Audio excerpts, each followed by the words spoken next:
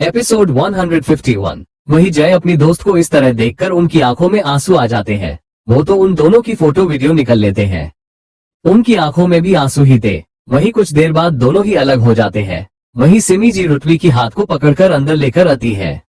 पद्मिनी जी के सामने लाकर माँ नरेंद्र का बेटा, हमारा नरेंद्र का बेटा देखिए ना, जैसे वो मोक्ष है ये भी उनकी तरह ही।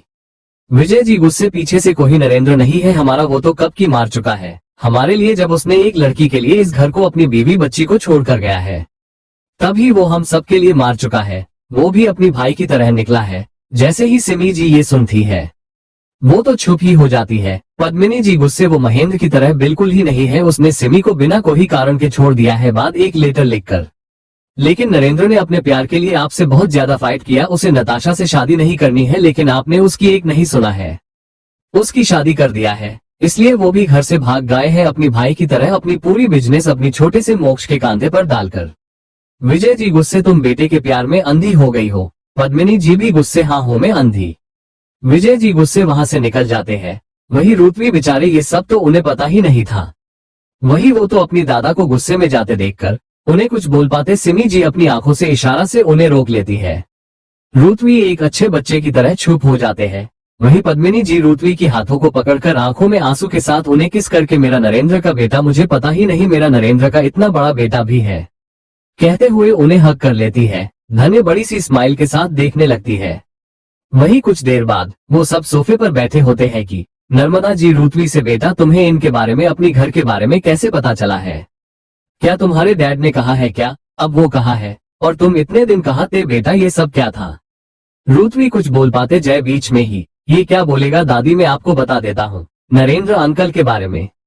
वो इंडिया से जर्मन आकर सम आंटी से शादी तो कर लिया है। कुछ दिन तक दोनों ही आप हैप्पी मैरिज में खुश थे, लेकिन जैसे जैसे साल बीतते गए उनकी शादी तो सिर्फ पेपर्स में ही रह गए। पता नहीं वो दोनों ही आपने पहले काम में बिजी हो गए, रुतवी पर किसी ने ध्यान ही नहीं दिया है। वो तो घर पर अकेले ही रहा गया है। पूरा पूरा दिन उन दोनों ने ही अपनी माँ बाप होने का फर्ज निभाया ही नहीं। ये बचपन से ही अकेले ही रहने लगाया, अपना काम खुद करना ही सीख गया है। कुछ साल ऐसे ही बीत गए हैं। आंटी इन तीनों ने मिलकर कभी एक साथ डिनर या ब्रेकफास्ट किया ही नहीं, वो तो बस अपनी अपनी कामों में ही बिजी हो गए हैं। रुतवी अपनी माँ डैड से बात करने के लिए तरसा गया था, लेकिन वो इतने में भी खुश थे क्योंकि उनके पास तो मोम डैड थे। लेकिन भगवान को रुतवी के से ये खुशी भी देखा ही नहीं गया है, क्योंकि वो दोनों ही डाइवोर्स ले लिया है था। उन दोनों में से कोई भी रुतवी को रखने से मना किया था, क्योंकि उन दोनों ही अपनी अपनी प्यार से फिर से शादी कर लिया था। वो दोनों ही रुतवी को कभी प्यार तो दिया ही नहीं, सिर्फ अपनी माँ बाप होने के कारण उसके अकाउंट में हर महीने करोड़ों पैसे डाल देते हैं। बस उनका यही प्यार करने का तरीका है। रुतवी के पास पैसे हैं लेकिन प्यार करने वाला कोई नहीं है उसे। जिस दिन इसकी मोम डैड की डाइवोर्स हुआ है उसी दिन उन्होंने अपनी अपनी प्यार से शादी कर लिया है। जैसे ही उस दिन रुतवी के अपने घर गया है, वो तो उस दिन पूरा ही टूटा हुआ था। उसमें घर में सिर्फ उसके घर में उसके अलावा कोई नहीं था। उसके घर पर उस रात वो खुद को बहुत ही अकेले महसूस करके पूरी रात अपनी माँ बाप के अलग होने पर रोया है।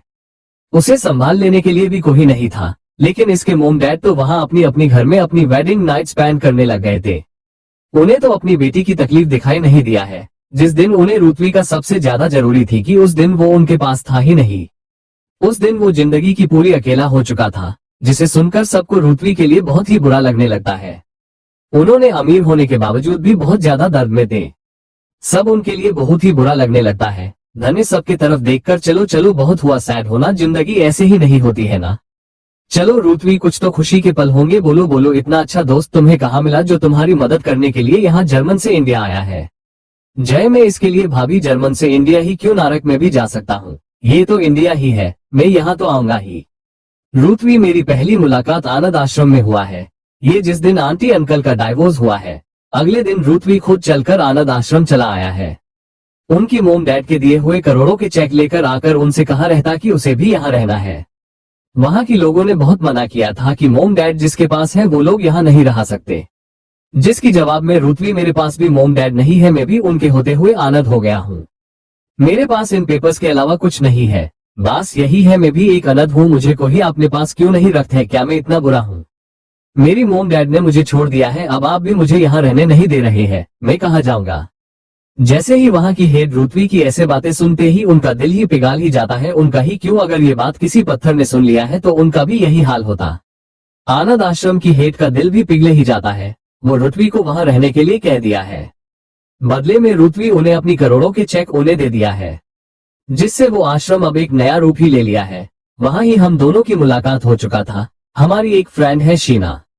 बस उस दिन से ये हमारे साथ आनंद आश्रम में रहना लगा है। हमारे होते हुए इसे अपनी मोम डैड की याद आती या नहीं आती ये तो मुझे पता नहीं है, लेकिन हमने इसे दोस्त बनकर जितना भी प्यार क्यों न कर ले, इसकी लाइफ में मोम डैड की कमी थी, उनकी प्यार की कमी थी। वो उसकी हरकत से ही, उसकी बातों से ही साफ पता चल जाता था। बस तब से लेकर अब तक हम वही आनंद आश्रम में रहने लगे हैं। इतने सालों में करीब 2 या 3 बार ही आकार रुतवी से मोम डैड आकर मिले हैं। उन्हें ये तक पता नहीं है कि उनका बेटा इतने पैसे, इतने कंपनी होने के बावजूद भी एक अनाथ आश्रम रह रहा है।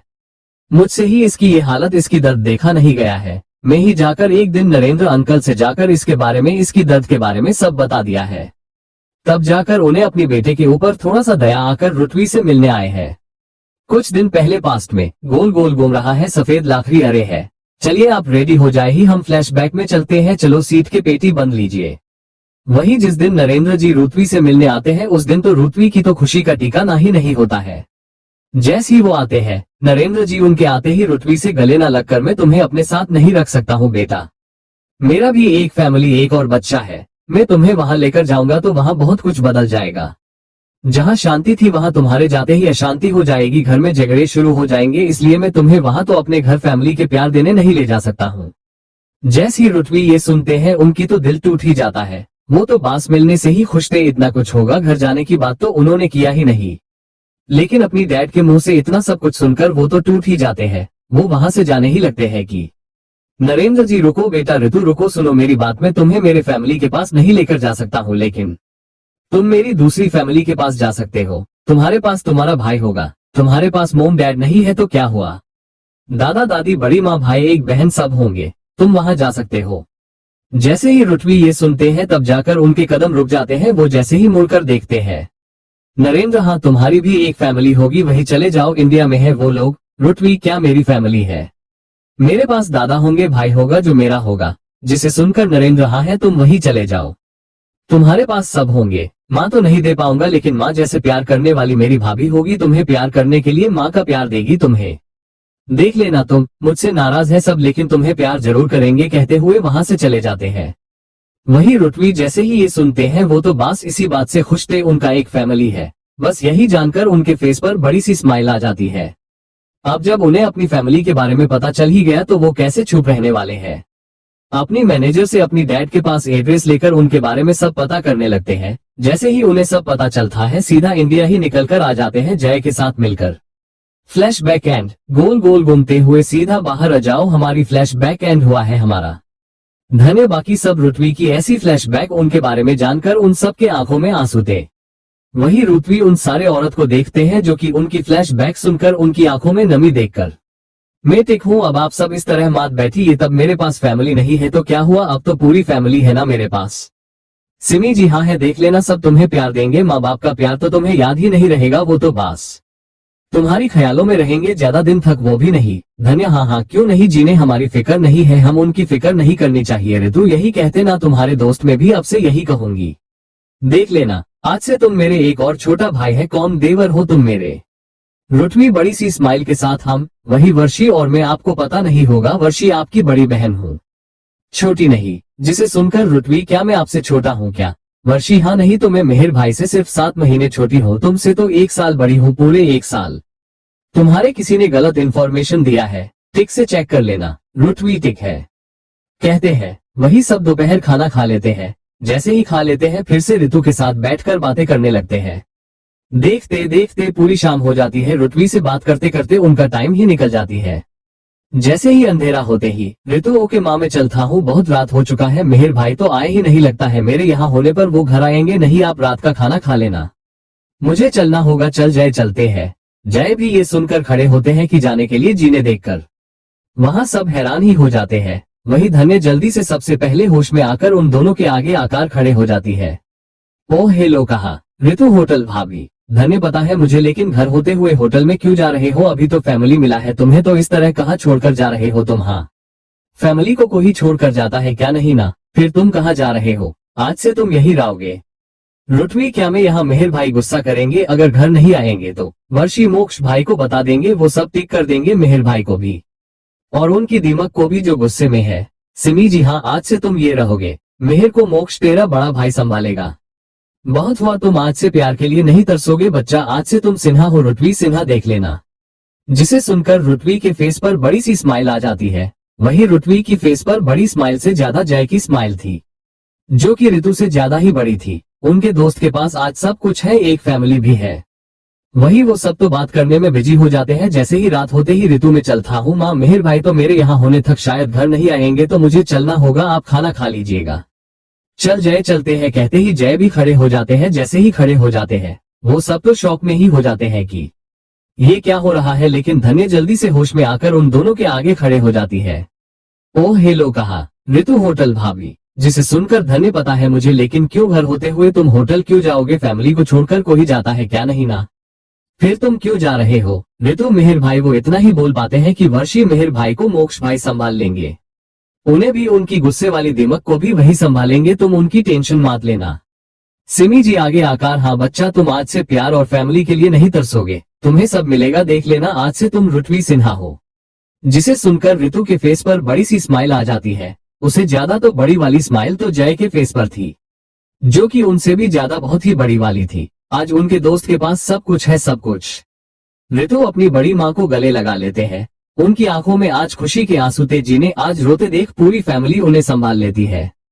आज उनके पास पूरी फैमिली थी, जो उनका सपना था। वही धन्य अपनी आंसू साफ करके, चलो चलो बहुत हुआ रोना धोना, हम चलकर डिनर कर लेते हैं, चलो बहुत भूख लग रही है मुझे, चलो चलो कहते हुए वहां से चले जाते हैं। जैसे ही सब डिनर करने बैठते हैं, वही दूसरी तरफ तो मेहर छिड़कर अपने आसपास देखते हुए, ये कोई मेरे पीछे क्यों नहीं आया है, मुझे मनाने को ही नहीं आ रहा है, माँ भी नहीं, वो तो अति है ना मेरे पास, लेकिन वो भी आ जाए क्यों नहीं है, किसी को मेरी परवाह ही नहीं है, मुझे लेने को ही नहीं आएगा, यही सोचकर वहां से निकल जाते हैं। आपने घर के लिए जैसे ही जाकर देखते हैं, उनकी फैमिली तो उनके नए बेटे के साथ बैठकर खा रहे थे। ये देखकर तो उनका गुस्सा देखने लायक था ही नहीं, ये देखकर तो वो गुस्से वहां से उनके पास आकर, आप लोग तो मेरे पीछे आना चाहिए था, वरना किसी को तो बेचते मेरे पीछे, लेकिन आपने ऐसा किया ही नहीं, आप सब इसके आने से मुझे भूल गए हैं क्या। सिमी ऐसा नहीं है, मेहर इतना ही बोल पाते हैं कि मेहर ऐसा ही है माँ, कहते हुए वहां से गुस्से निकल जाते हैं। सिमी पीछे से मेहर मेहर कहते हुए पीछे चिल्लाते ही रह जाते हैं, लेकिन मेहर उनकी एक नहीं सुनता है, वो तो सीधा बाहर पीछे के गार्डन में चले जाते हैं। धन्य रहने दीजिए माँ, वो अभी गुस्से में है, खुद को ऐसे इग्नोर होते हुए वो नहीं देख पा रहे हैं। मैं मोक्ष से बात करूंगी, वो मेहर को संभाल लेंगे, आप खा लीजिए माँ। ऋतु में उनसे बात करो क्या।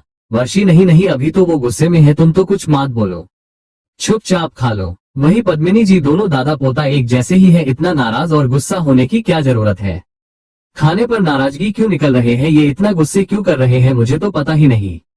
मेहर का तो पता है, वो तो बच्चे हैं, लेकिन विजय जी को हो क्या गया है, ये क्यों गुस्से में है। नर्मदा जी क्योंकि उनका बेटे पर गुस्सा है, वो बस इतना ही बात पर गुस्सा है। पद्मिनी जी बच्चे हैं, अभी भी बेटे पर गुस्सा, पोते पर निकलने की क्या जरूरत है। सिमी जी मैं उन्हें खिला दूंगी माँ, आप टेंशन मत लीजिए उनकी। जिसे सुनकर पद्मिनी जी, मुझे कोई फिक्र नहीं है उनका, कहते हुए वो खाने लगती है कि ऋतु को सब आज खाने के लिए बहुत ही फोर्स करने लगते हैं। आज पहली बार ऋतु ने बैठकर एक फैमिली, वो भी उनकी खुद की फैमिली के साथ मिलकर खा रहे थे। उन्हें ये बात बहुत ही अच्छा लगने लगता है। वही दूसरी तरफ तो टाउनशिप में मोक्ष आगम से लगता है, तेरी बहन मुझे भूल ही गई है, आज पूरा दिन ही निकल गया है, उसने मुझे कॉल किया ही नहीं, एक बार भी नहीं। आगम मुझसे कितनी बार कहा है धन्य मेरी बहन नहीं है, मुझसे ऐसे बकवास बातें मत करना तुम, कहकर वहां से निकल जाते हैं। अगस्त्य हंसते हुए तो उसे तंग क्यों करता है, उसे चैन से खाने भी नहीं देगा क्या। मोक्ष मैंने क्या कहा, सच ही तो कहा है ना, देखा नहीं तुमने, आज तो धन्य ने एक बार भी कॉल नहीं किया है, 2 दिन में ऐसा क्या हो गया है कि मुझे भूल तो नहीं गई है, ये लड़की पता नहीं हो भी सकता है, पागल है थोड़ी, मुझे ही खुद कॉल करना होगा उसे। अगस्त्य कर लेना, पहले टिक से खा तो लेना। मोक्ष मुझे अब भूख नहीं है, जब तक उसे बात नहीं कर लेता मुझे चैन नहीं मिलेगा, कहते हुए वहां से प्लेट नीचे रखकर चले जाते हैं। वही इमरान, इन्हें क्या हुआ है, कहते हुए उन्हें देखने लगते हैं। वही अनन्या इमरान की तरफ देखकर, इमरान जरा वो सब्जी का बाउल पास करना मुझे, लेकिन इमरान तो सुनकर भी उसे अनसुना करके सीधा वहां से अक्षय कहते हुए वहां से बात करने का नाटक करते हुए चले जाते हैं। ये देखकर अंकुश, आगम, रिया, अगस्त्य सर हिला देते हैं। वही अनन्या, इन्हें क्या हुआ, मैंने बाउल ही पूछा है ना, जान थोड़ी ना पूछा है, जो कि ये ऐसे चले गए हैं, पता नहीं क्या हुआ है इन्हें। आगम ये थोड़ा पागल है, इन्हें छोड़ो ना लो, कहते हुए वो खुद आगे बढ़कर उसे बाउल देते हैं। इमरान जो कि ये छुपके से देख रहे थे, गुस्से खुद से ही, तुझे ये सब करने की क्या जरूरत थी इमरान? अनन्या जी तो सब्जी की बाउल ही पूछा है ना, तेरी जान थोड़ी ना पूछा है कि तू वहां से भाग कर आया है। तभी वो देखते हैं उनकी कंपनी का लड़का जिसका नाम महेश था, वो अनन्या जी के पास आकर उसे बात करते हुए खा रहे थे। अनन्या भी महेश के साथ अच्छे से कंफर्टेबल होकर हंसकर खाने लगती है। ये देखकर इमरान को कहीं ना कहीं अपने दिल में जलन महसूस होने लगता है खुद से ही। मुझे क्या, वो किसी से भी बात कर ले, मुझे कोई लेना देना नहीं है, लेकिन बार बार उनकी नजर उन दोनों की तरफ ही जाने लगता है।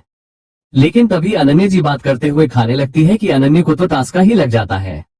अनन्या जोर जोर से कांसने लगती है कि आसपास पानी होता ही नहीं पीने के लिए। अंकुश जल्दी से अपनी दी के लिए पानी लेकर आने चले जाते हैं। अनन्या को कांसते देख इमरान से रहा ही नहीं जाता है, वो जल्दी से अपनी पानी लेकर उनके पास चले जाते हैं।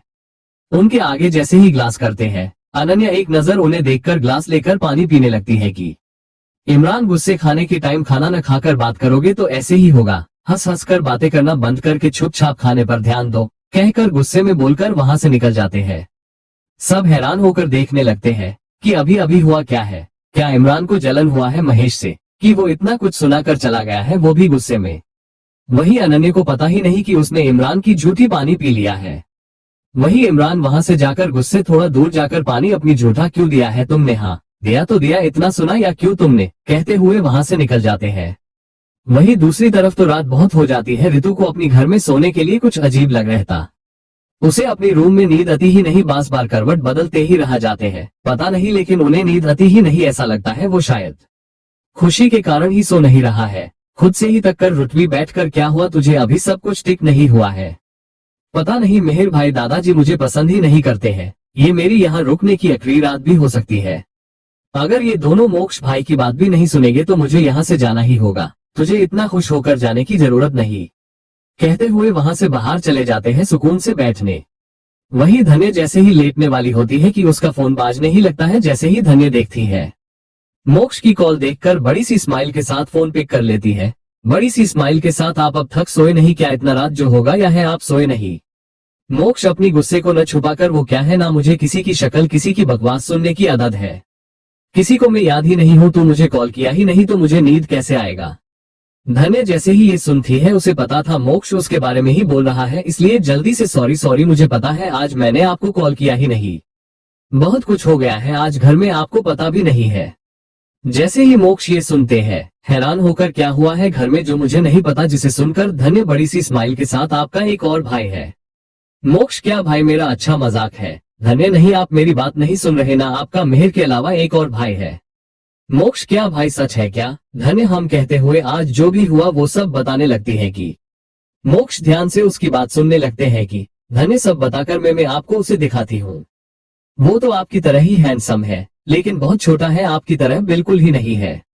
वेट, आपको दिखाती हूँ, कहते हुए बाहर चले जाती है। मोक्ष गुस्से को ही मेरा तरह नहीं है। मुझे यकीन नहीं हो रहा है कि चाचू ये सब करेंगे। हमने सोचा था कि वो प्यार के साथ खुश होंगे, लेकिन वो तो उन भी छोड़कर किसी और से प्यार करेंगे, उन्हें छोड़ देंगे। धन्य, मुझे भी यही लगा है। मोक्ष से बात करते हुए जैसे ही रुतवी के रूम में जाती है, वहां रुतवी को ना देखकर थोड़ा हैरान होकर उनकी चिंता करते हुए, मोक्ष, ऋतु यहाँ है ही नहीं, कहीं घर छोड़कर तो नहीं चला गया है वो?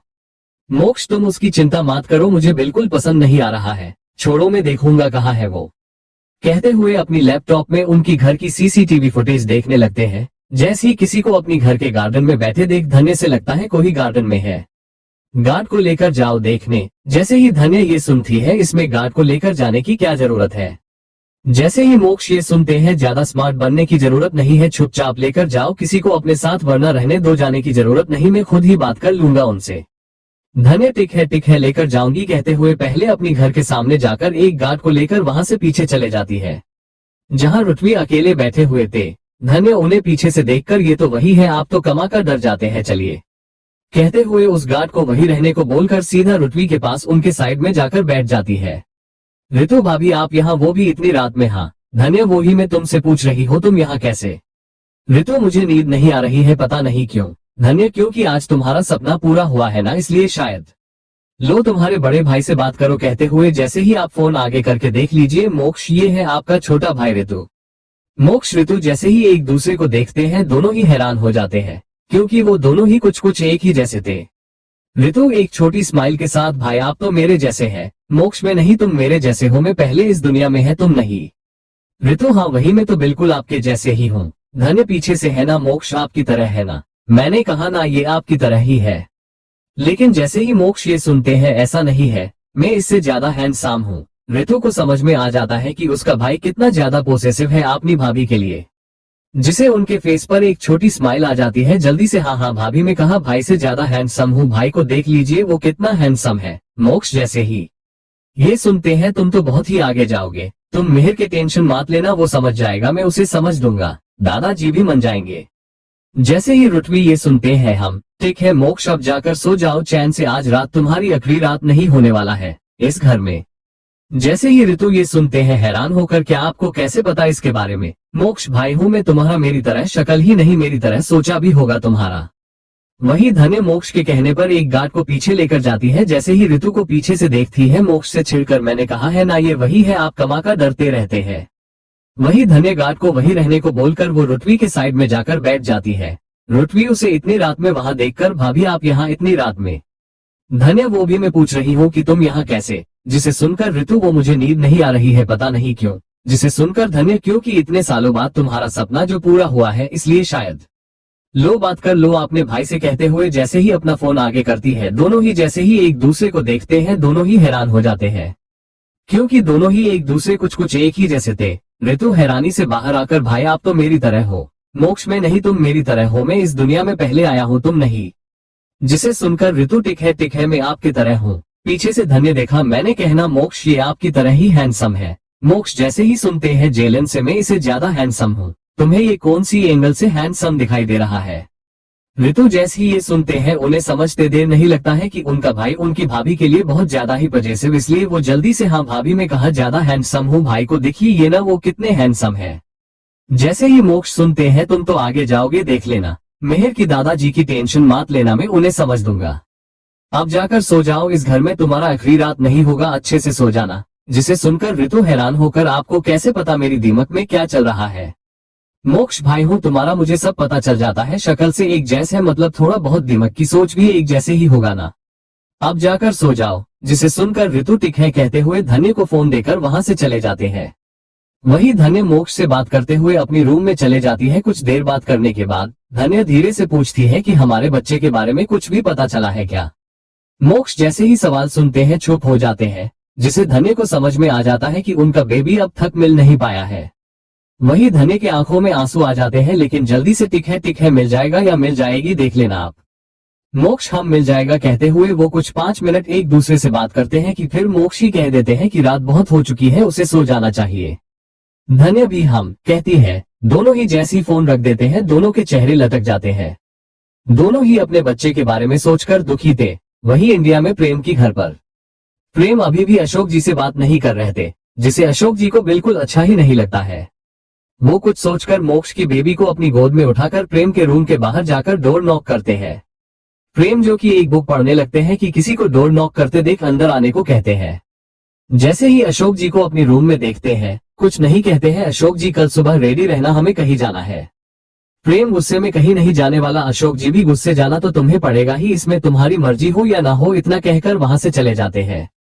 प्रेम गुस्से अपनी हाथों में बुक को साइड में जोर से मारकर, सब इनकी मर्जी होनी चाहिए क्या यहाँ, कहते हुए गुस्से दांत पिसते रह जाते हैं। वही शहर से दूर एक फार्म हाउस में, एक बड़े से घर के बड़े से रूम में, एक बड़े से बेड पर दोनों एक दूसरे को पागलों की तरह किस करते हुए इंटीमेट हो रहते।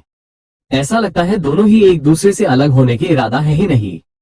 वो दोनों और कोई नहीं, शाम थी। फ्लैशबैक आज दोपहर में, जब सामी आज डायरेक्टर से मिलने जा रही थी, खुद को शीशे में देखकर, सानू आज अच्छा करना है, तुम्हें कुछ भी क्यों न कर ले, लेकिन डायरेक्टर को पटा ले, अगर वो पट जाए तो तेरा हीरोइन होने का सपना पूरा हो जाएगा। हो तुम तो किलर लग रही हो, अगर डायरेक्टर एक मर्द होगा तो मुझे देखकर पक्का पिघले ही जाएगा, मुझे हीरोइन बना देगा। बस तुझे बेड पर उसे खुश करना है, जो मैं बड़े ही आसानी से कर लूंगी, कहते हुए बहुत ही छोटे कपड़े पहनकर होटल से बाहर निकलकर जय ने जो एड्रेस उसे सेंड किया है वही फार्म हाउस में चले जाती है। जैसे ही वहां जाती है, उसे अंदर भेज देते हैं, क्योंकि जय ने अपनी दोस्त के साथ पहले ही बोल दिया था। वही सामी जैसे ही जाकर देखती, उसकी डायरेक्टर तो पूल में स्विम कर रहे थे, जिसे देखकर सानवी का तो गला ही सूख जाता है। जैसे ही डायरेक्टर सपन सवी को देखते हैं, पूल से बाहर आ जाते हैं, जिसे सम्मी तो बास देखती ही रह जाती है। खुद एक हीरो बनने का कबील है, वो डायरेक्टर कैसे बन गया है।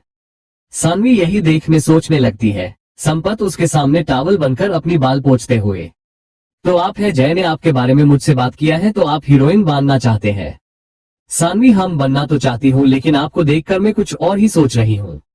संपत उसे देखकर समझ जाता है कि ये लड़की किस तरह की है। जब से वो आया है तब से उसे ही घूर रही है। अगर सीधे सादी लड़की होती तो इस तरह अकेली इतनी सुनसान जगह पर अकेली तो आती ही नहीं, वो भी इस तरह की छोटे कपड़े पहनकर तो बिल्कुल ही नहीं। इसे ही संपत को पता चल जाता है कि ये लड़की हीरोइन बनने के लिए उनके साथ सो भी सकती है, इसलिए उन्हें सीड्यूस करने ऐसे कपड़े पहनकर आए हैं। वही संपत भी कोई सीधा सादा बंदा नहीं था, वो भी अपना काम निकालवाना जानता था। लेकिन फिर भी अनजान बनते हुए तो क्या सोच रही हो मेरे बारे में। सानवी भी बेशरम बनकर यही कि आप बेड पर कैसे होंगे मेरे साथ, जिसे सुनकर संपत एक डेविल स्माइल के साथ, तो तुम्हें ये लगता है कि मैं तुम्हारे साथ बेड पर होऊंगा। सानवी संपत को देखकर, अगर आप मर्द हैं तो मुझे ऐसे देखकर खुद को रोक ही नहीं पाएंगे। संपत, अगर मैं किसी और से प्यार करके तुम्हें टच नहीं करूंगा तो तुम मुझे नामर्द समझती हो क्या। सानवी हंसकर, प्यार वाया कुछ होता नहीं है इस दुनिया में, कोई किसी से खुद से अपनी खुशी से ज्यादा प्यार करता ही नहीं। अगर वो ऐसा करेगा तो वो पागल आशिक कहलाएगा। बास संपत, तुम गलत हो, प्यार करते हैं लोग। बास तुम्हारी किस्मत में ऐसे लोग से मुलाकात हुआ नहीं है शायद। सानवी जैसे ही ये सुनती है उसे एक धाम से मेहर का ख्याल आ जाता है। वो जल्दी से नहीं है, मैंने भी ऐसे ही एक लड़के से मिला है, लेकिन कोई फायदा नहीं है। वो तो मुझे बेड पर खुश कर सकता है, उसके पास मुझे खुश करने के लिए पैसे है ही नहीं, इसलिए मैंने उसे छोड़ दिया है। जिसे सुनकर संपत, तुम तो बहुत ही बुरी हो यार, एक लड़के को यूज करके इस तरह छोड़ कैसे दिया है, वो भी उसकी गरीब होने की बात से। सानवी में ऐसे ही हूँ कहते हुए संपत के पास आकर, मुझे आपको स्विम करते एक और बार देखा ना है कहते हुए सांव संपत के पास चले जाती है। संपत उसे एक नजर देखकर, इतना शौक है मुझे देखने का तो टिक है, लेकिन पहले तुम मुझे खुश करना होगा। सानवी में तो इसके लिए रेडी हूँ कहते हुए वो खड़े हो जाती है। वही संपत भी खड़े होकर स्विम करने चले जाते हैं। वही साम उन्हें खड़े होकर स्विम करते हुए देखने लगती है। उस तो संपत को इस तरह देख देख कर ही उसके अंदर गर्मी महसूस होती है। सानवी तो अपनी छोटे कपड़े को वही निकलना शुरू कर देती है। जैसे ही संपत उसे ये करते देखते हैं, उनकी फेस पर एक डेविल स्माइल आ जाती है। वही सानवी तो इनर वियर में ही पूल में चले जाती है। संपत उसे एक नजर देखकर उसके पास चले जाते हैं। जैसे ही साम ये देखती है, वो संपत के पास आते ही, ये कपड़े कुछ ज्यादा ही है क्या, मैं इसे भी निकल दूं क्या। संपत, तुम्हारी मर्जी, यहाँ भी निकल सकती हो या बेडरूम में भी निकल सकती हो। जैसे ही सानवी ये सुनते ही एक छोटी नाटी स्माइल के साथ, मैंने कभी पूल में ये किया ही नहीं क्या, हम यही कहते ही रहती है कि।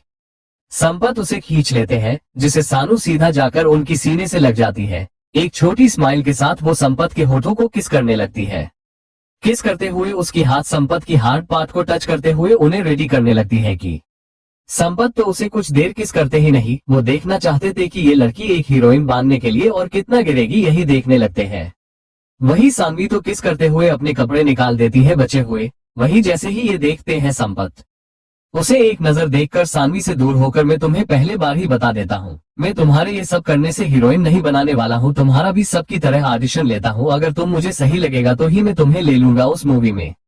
जिसे सुनकर सानवी को ही अच्छा तो नहीं लगता है, लेकिन उसके अंदर इतना गर्मी होता है कि वो संपत को ऐसे देखकर वो चाहकर भी माना नहीं कर सकती है।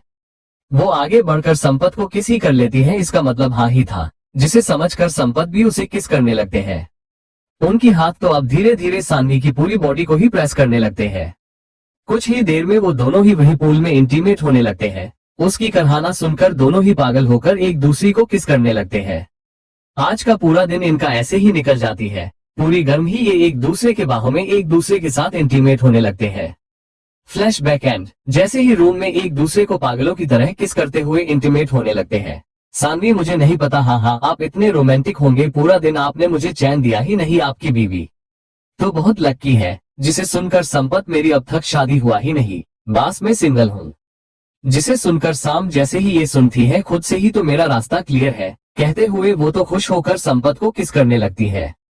इन दोनों का पूरी रात ऐसे ही निकल जाती है। वही अगली दिन जैसे ही संपत की आंख खुलती है, खुद के बाहों में साम को देखकर फ्रेश होने चले जाते हैं। जैसे कुछ हुआ ही नहीं, उनके बीच में एक स्माइल भी होती नहीं है। वही वो फ्रेश होकर जैसे ही आते हैं, सानवी तो अभी भी लेटकर उन्हें ही देखने लगती है। जैसे ही संपत उसे देखते हैं, जाकर फ्रेश हो जाओ, तुम जहां होगी वहां छोड़ दूंगा, यहाँ कोई कैब नहीं मिलने वाला है। सानवी टिक है कहते हुए वहां से जाते हुए, मेरे कपड़े लेकर आना जरा, वही पूल के पास रह गए हैं। कल पूरा दिन आपने कपड़े पहने ही नहीं दिया है, बेशरम वाली बातें करके वहां से चले जाती है। वही संपत शाम के कपड़े लेने चले जाते हैं। जैसे ही उस कपड़ों को हाथों में लेते हैं, एक छोटी स्माइल के साथ, बहुत ही घटिया लड़की है, अपनी सपनों के लिए किसी के साथ भी सो सकती है, कहते हुए वहां से लेकर चले जाते हैं। वहीं दूसरी तरफ प्रेम के घर पर प्रेम जैसे ही सोए होते हैं कि अशोक जी आकर, उठ जाओ प्रेम, हमें कहीं और जाना है, भूल गए हो क्या, उठो हमें बाहर जाना है। प्रेम चीरकर अपनी करवट बदलकर, मुझे कहीं नहीं जाना है, आप जाइए। लेकिन अशोक जी उनकी एक नहीं सुनते हैं, वो तो अपनी गोद में मोक्ष की बेबी को वही प्रेम के पास उनके साइड में लेटा कर वहां से चले जाते हैं। प्रेम की गाल पर वो छोटी बेबी बार बार अपनी छोटे छोटे हाथों से उनकी पूरी फेस को टच करने लगती है। प्रेम छिड़ ही जाते हैं, कौन है यार, सोने दो मुझे। जैसे ही अपनी आंखें खोलकर देखते हैं उस छोटे से बेबी को अपनी सामने देखकर, तुम यहाँ किसने छोड़ा है तुम्हें, कहते हुए जोर से चिल्लाकर इसे लेकर जाने को कहते हैं। लेकिन बाहर अशोक जी अपनी हेल्पर्स से अंदर जाने से मना करते हैं। प्रेम के गुस्से जोर से चिल्लाने के कारण वो बेबी जोर जोर से रोने लगती है। प्रेम छिड़कर छुप छुप एक धाम छुप कहते हुए उस बेबी को लेने, किसी को ना आता देख छिड़कर उस छोटी सी बेबी को बेड के नीचे लेटा देते हैं। चांदी फर्श पर लिटाने के कारण और तेज तेज रोने लगती है। प्रेम तो छिड़कर उठकर बैठ जाते हैं। गुस्से नीचे बैठकर उसे बेबी को देखकर छिड़कर, तुम्हारे डैड ने मेरी पूरी जिंदगी बर्बाद कर दिया है, अब तुम मेरी जीना हराम कर दिया है तुमने। अगले दिन अशोक जी मोक्ष की बेबी को लेकर प्रेम के रूम में आकर, प्रेम उठ जाओ, हमें बाहर भी जाना, भूल गए हो क्या। प्रेम करवट बदलकर, मुझे नहीं जाना, आप ही चले जाओ। अशोक जी मोक्ष की छोटी सी बेबी को प्रेम के साइड में लेटा कर वहां से निकल जाते हैं। वो छोटी बेबी तो अपनी छोटी छोटी हाथों से तो प्रेम के फेस को बार बार टच करने लगती है। प्रेम छिड़कर, कौन है यार, सोने दो, कहते हुए जैसे ही अपने आंखें खोलकर देखते ही उस बेबी को अपनी सामने देखकर, तुम्हें किसने छोड़ा यहाँ, हाँ, गुस्से जोर से चिल्लाकर उसे वहां से लेकर जाने को कहते हैं। लेकिन अशोक जी अपनी हेल्पर्स से अंदर जाने से मना करते हैं। प्रेम के इस तरह चिल्लाने से तो वो बेबी तो डरकर जोर जोर से रोने लगती है। प्रेम एक बार उन्हें आवाज लगते हैं, लेकिन कोई फायदा ही नहीं होता है, कोई अंदर आता ही नहीं। प्रेम चीरकर गुस्से उस बेबी को बेड के पास नीचे सुला देते हैं और वो लेट जाते हैं। तांदी फर्श होने के कारण तो वो बेबी और तेज तेज से रोने लगती है। प्रेम गुस्से छिड़कर आकर उस बेबी के पास बैठकर, तुम्हारी डैड ने तो मेरी पूरी जिंदगी बर्बाद कर दिया है, अब तुम मेरी जीना आराम कर रही हो, वहीं पड़े रहो, वैसे भी मेरा नींद तो खराब हो गया है, यही पड़े रहना, मैं फ्रेश होकर आता हूँ, कहते हुए वहां से चले जाते हैं। फ्रेश होने वही वो छोटी सी जान तो तेज तेज से रोने लगती है। प्रेम अंदर से उसकी रोने की आवाज सुनकर छिड़ रहता, लेकिन कुछ देर में उसका रोना बंद ही हो जाता है। प्रेम खुद से ही रो रो कर कहीं मार तो नहीं गई, एक छोटी स्माइल के साथ, अच्छा ही होगा मार गई तो, लेकिन उन्हें ये बात कुछ अजीब ही लगता है। जल्दी से फ्रेश होकर बाहर आने लगते हैं कि खुद से ही तुझे इतनी फिक्र क्यों हो रही है, तेरी बेटी थोड़ी ना है वो जिए या मारे मुझे क्या, कहते हुए आराम से कपड़े पहनकर जल्दी से रेडी होने लगते हैं। शीशे के सामने, क्या कर रही हो तुम, उठो उठो, सो रही हो क्या, उठो, कहते जैसे ही आकार बेड के पास देखते हैं वो छोटी बेबी के तो पलकें बंद थी, जिसे देखकर तो प्रेम की जान पता नहीं क्यों लेकिन अटक ही जाता है। जल्दी से जाकर अपने बड़े बड़े हाथों से छोटे छोटे दो गालों को टैप करते हुए, ये उठ जाओ, देखो उठो ये चैंप, उठो, देखो देखो मुझे, ये चैंप देखो देखो ना, कहते हुए जैसे ही उसे गोद में उठाते हैं वो छोटी बेबी प्रेम की गोद में उठाते ही छिड़ जाती है, अपनी पूरी बॉडी को मूव कर देती है। ये देखकर तो प्रेम की जान में जान आ जाती है। प्रेम तो उस बेबी को लेकर एक धाम से बेड को टेक लगाकर बैठ जाते हैं नीचे, उनकी जान में जान आ जाती है। तुम तो सो रही हो यार, तुमने तो मुझे डरा ही दिया है, अशोक जी ये छुपके से देखने लगते हैं। दरअसल ये हुआ था कि प्रेम जब वॉशरूम में थे और ये बेबी जोर जोर से रो रहती, अशोक जी से रहा ही नहीं जाता है। जैसे ही अंदर जाकर देखते हैं उस नन्ही सी जान को नीचे देखकर अशोक जी को अपनी बेटे पर बहुत ही गुस्सा आ जाता है। जल्दी से जाकर उस बेबी को अपनी गोद में लेकर उसे चुप करा देते हैं। अशोक जी के गोद में आते ही वो बेबी तो सो ही जाती है। वॉशरूम की डोर ओपन होते देख जल्दी से अशोक जी उस बेबी को नीचे सुलाकर, खुद से ही मुझे मेरे बेटे पर भरोसा है, वो तुम्हें यहाँ से उठा लेगा, देख लेना बेटा, सॉरी फिर से, कहकर वहां से भाग कर चले जाते हैं। अशोक जी अपने बेटे को इस तरह देखकर, तुम्हारे अंदर अभी भी इंसानियत है प्रेम, बस तुम खुद को बुरे दिखाने के पीछे पड़े हो, लेकिन तुम ऐसे हो नहीं, बस तुम्हें अच्छे रास्ते में लेकर आने में मेरी मदद ये छोटी सी गुड़िया और तेरी होने वाली फैमिली करेगी। तुझे अपनी माँ ने कुछ सिखाया ही नहीं, तुझे वहां लेकर मैं अच्छा ही कर रहा हूँ, कहते हुए दूर जाकर प्रेम को आवाज देने लगते हैं। प्रेम जैसे ही अपनी डैड की आवाज सुनते हैं जल्दी से होश में आकर जल्दी से उस नन्ही सी जान को बेड पर सुला देते हैं। खुद शीशे के सामने जाकर खड़े हो जाते हैं, खुद अच्छे से रेडी होने का नाटक करते हैं जैसे अभी अभी कुछ हुआ ही नहीं। वही अशोक जी अंदर आकर रेडी हो गई, तुम चलो चलते हैं। नन्ही सी जान की तरफ देखकर इसे सुला दिया तुमने। प्रेम उसे एक नजर देखकर आपको लगता है मैं इसे सुलाऊंगा। रो रो कर खुद ही सो गई है, इसे लेकर जाए, मुझे ये मेरी रूम में चाहिए ही नहीं। अशोक जी खुद से ही अभी अभी इसकी चिंता में पागल हो गया था, अब देखो कैसे बातें कर रहा है।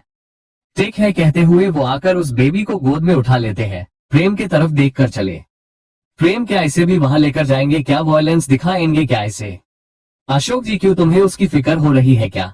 प्रेम जल्दी से, नहीं मुझे क्यों होगी इसकी फिक्र, चले कहते हुए वो उनसे पहले ही आगे निकल जाते हैं अपनी फोन में किसी से बात करते हुए। दरअसल प्रेम अपनी एंटरटेनमेंट कंपनी को अपनी दोस्त को संभालने कहा दिया है। अगर कोई इंपॉर्टेंट बात है तो वो ही सामने आएंगे, वरना वो तो नहीं आने वाले सामने, इसलिए अपनी दोस्त से कंपनी से रिलेटेड बातें कर रहे थे। प्रेम अशोक जी बेबी पीछे बैठ जाते हैं, उनकी गाड़ी स्टार्ट हो जाती है। कुछ 1 घंटे के बाद उनकी गाड़ी बड़ी सी घर के सामने आकर रुक थी। जैसे ही प्रेम ये देखते हैं कार से उतरकर ये किसका है। अशोक जी पता चल जाएगा, चलो तुम, कहते हुए मोक्ष की बेबी को लेकर प्रेम को अंदर चलने का इशारा करते हैं। प्रेम अशोक जी जैसे ही अंदर जाने लगते हैं कि उन्हें सब ग्रीट करने लगते हैं।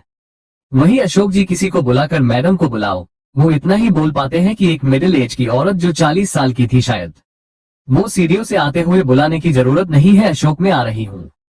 अशोक जी बड़ी सी स्माइल के साथ में तो भूल ही गया है, मेरी आने की खबर तो तुम्हें पता ही होता है। जैसे ही नीचे आती है वो औरत बड़ी सी स्माइल के साथ, अरे वाह आज आपने प्रेम को भी साथ में लेकर आए हैं, ये चमत्कार कैसे हुआ है? प्रेम कैसे हो बेटा? प्रेम हैरान होकर, सॉरी मैं आपको नहीं जानता हूँ लेकिन मैं टिक हूँ। वो लेडी जानोगे भी कैसे, तुम्हारे डैड ने तुम्हें कभी अपनी बड़ी माँ के पास लेकर आए ही नहीं। जैसे ही प्रेम ये सुनते हैं हैरान होकर शौक से अपनी डैड को देखने लगते हैं। वही उर्मिला जी ऐसा क्या देख रहे हो प्रेम अपनी डैड को? प्रेम वो तो मैं ऐसे ही। अशोक जी आधी कहाँ है, ऑफिस तो नहीं चला गया वो?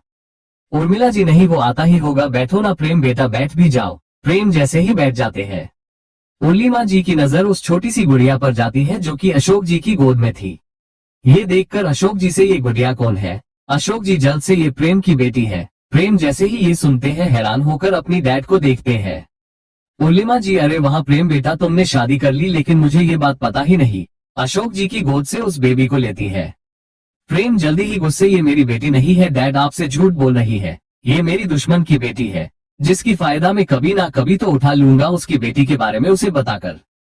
उर्मिला जी अशोक जी उसकी ऐसी बातें सुनकर अपना सर हिला देते हैं।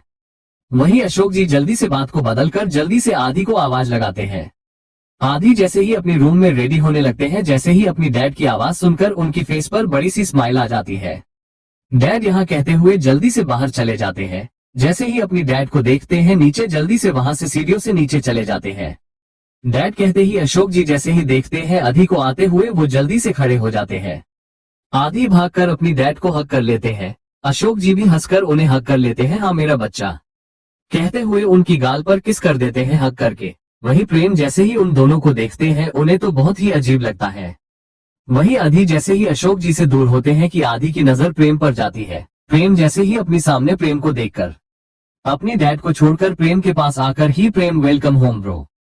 प्रेम आप मुझे जानते हैं क्या? आदि हाँ जानता हूँ ना, कोई अपने भाई को नहीं जानता है क्या? वो अलग बात है कि तुम मुझे नहीं जानते हो। तभी उनकी नजर उस बेबी पर जाते ही जिसे देखकर ओह ये क्यूटी कौन है, ओह प्रिंसेस कहते हुए उसे अपनी गोद में लेते हैं। अशोक ओह मेरे 2 शैतान के बच्चे कहाँ है? आदि वो स्कूल के लिए रेडी हो रहे हैं, आते ही होंगे कहते हुए ईवान भाविक देखो कौन आया है, आ जाओ। ईवान अपनी गले में हेडफोन लगाकर गाने सुनते हुए आने लगते हैं। उनकी मुंह में च्युइंग गम थी जो कि बहुत ही कूल ही दिखाई दे रहा थे। वो भाविक तो उनकी हाथों में बुक्स थे एंड बहुत ही सिंसियर दिखाई दे रहे थे। उनकी आंखों में चश्मे थे, उन्हें देखकर लगता है कि वो पढ़ाई में फास्ट होंगे, ऐसा लगता है टॉपर ही होंगे। वही ईवान को देखकर लगता ही नहीं वो पढ़ाई में फास्ट है। दोनों ही जुड़वे थे लेकिन दोनों एक जैसे थे ही नहीं, दोनों की आदत तो बिल्कुल ही अलग ही थे। वही भाविक आकर अपने दादा के गले लगकर आप कब है दादू बड़ी सी स्माइल के साथ कहते हैं। वही ईवान तो अपनी दादू को देखकर ओह दादू आप कब है, बस इतना ही कहते ही पैर वैर पढ़ना तो उनकी फोन में था ही नहीं, डिक्शनरी तो वो यूज ही नहीं करते हैं, बुक से उन्हें को ही लेना देना ही नहीं। अधिक उससे ईशान से ये क्या तरीका है? ईशान हाँ तुम छोटे हो, इस तरह की क्या आदत लगाकर बैठे हैं आप? आधी गुस्से माँ मैंने कहा ना इसे फोन छीन लेने को, अब तो तुम सिर्फ 8 साल के हो, तुम इतना फोन यूज नहीं करते, मेरी बात सुनते ही नहीं। जब बड़े हो जाएंगे तो क्या होगा तुम्हारा? हाँ, कहते हुए अधि गुस्से इवान के हाथों से फोन छीन लेते हैं। इवान जैसे अपनी डैड को गुस्से देखते हैं, लेकिन जैसे ही अपनी डैड के हाथों में एक छोटी सी गुड़िया को देखकर उनके हाथ तो वही रुक जाते हैं जो कि अपनी डैड के हाथ से फोन लेने के किया था। वही अधि उनकी फोन को अपनी माँ को देकर इसे रख देना अपनी पास, माँ देना मात इसे, कहकर अधि इवान की तरफ देखकर गुस्से, देखो चाचा भी आए हैं, उनसे बात कर अपने बड़े भाई से कुछ सीखो, तुमसे सिर्फ 10 ही मिनट थोड़ा ही बड़ा है, लेकिन इसे देखो सब में फास्ट है, लेकिन तुम्हें देखो कुछ आता ही नहीं, बस फोन चलाना एक आता है तुम्हें, उसके अलावा कुछ आता ही नहीं। वही इवान तो उनकी डैड के बातें उनकी कानों में जाते ही नहीं, वो तो बस उनकी डैड की हाथों में उस नन्ही सी जान को ही देख रहे थे। उर्मिला रहने दे, बच्चा है, आधी अशोक सीख जाएगा सब कुछ। भाविक, हाँ डैड सीख जाएगा। आधी गुस्से इवान को खींचकर, सबके होने के कारण आर बार बच जाते हो तुम, अपनी चाचू को ही बोलो, उन्हें देखकर नीचे देखकर नहीं। इवान से ही ये सुनते हैं, उनका दिल तो मानो रूठ ही जाता है खुद से, क्या ये एंजल मेरी चाचा की बेटी तो नहीं? नहीं नहीं, ये तो मेरी बहन होगी। वो जल्दी से उस गुड़िया से अपनी नजरें हटा कर, क्या ये आपकी बेटी है? प्रेम से ही सीधा सवाल कर लेते हैं। प्रेम, नहीं ये मेरी बेटी नहीं है, मेरी दुश्मन की बेटी है, मैं इसे किडनैप कर लिया है। जैसे ही इवान ये सुनते हैं, जल्दी से प्रेम को हक करके थैंक्स चाचू ही चाचू कहते हुए हाथ हिला देते हैं। जैसे ही प्रेम देखते हैं अपना सर हिला देते, लेकिन थैंक्स किस बात की?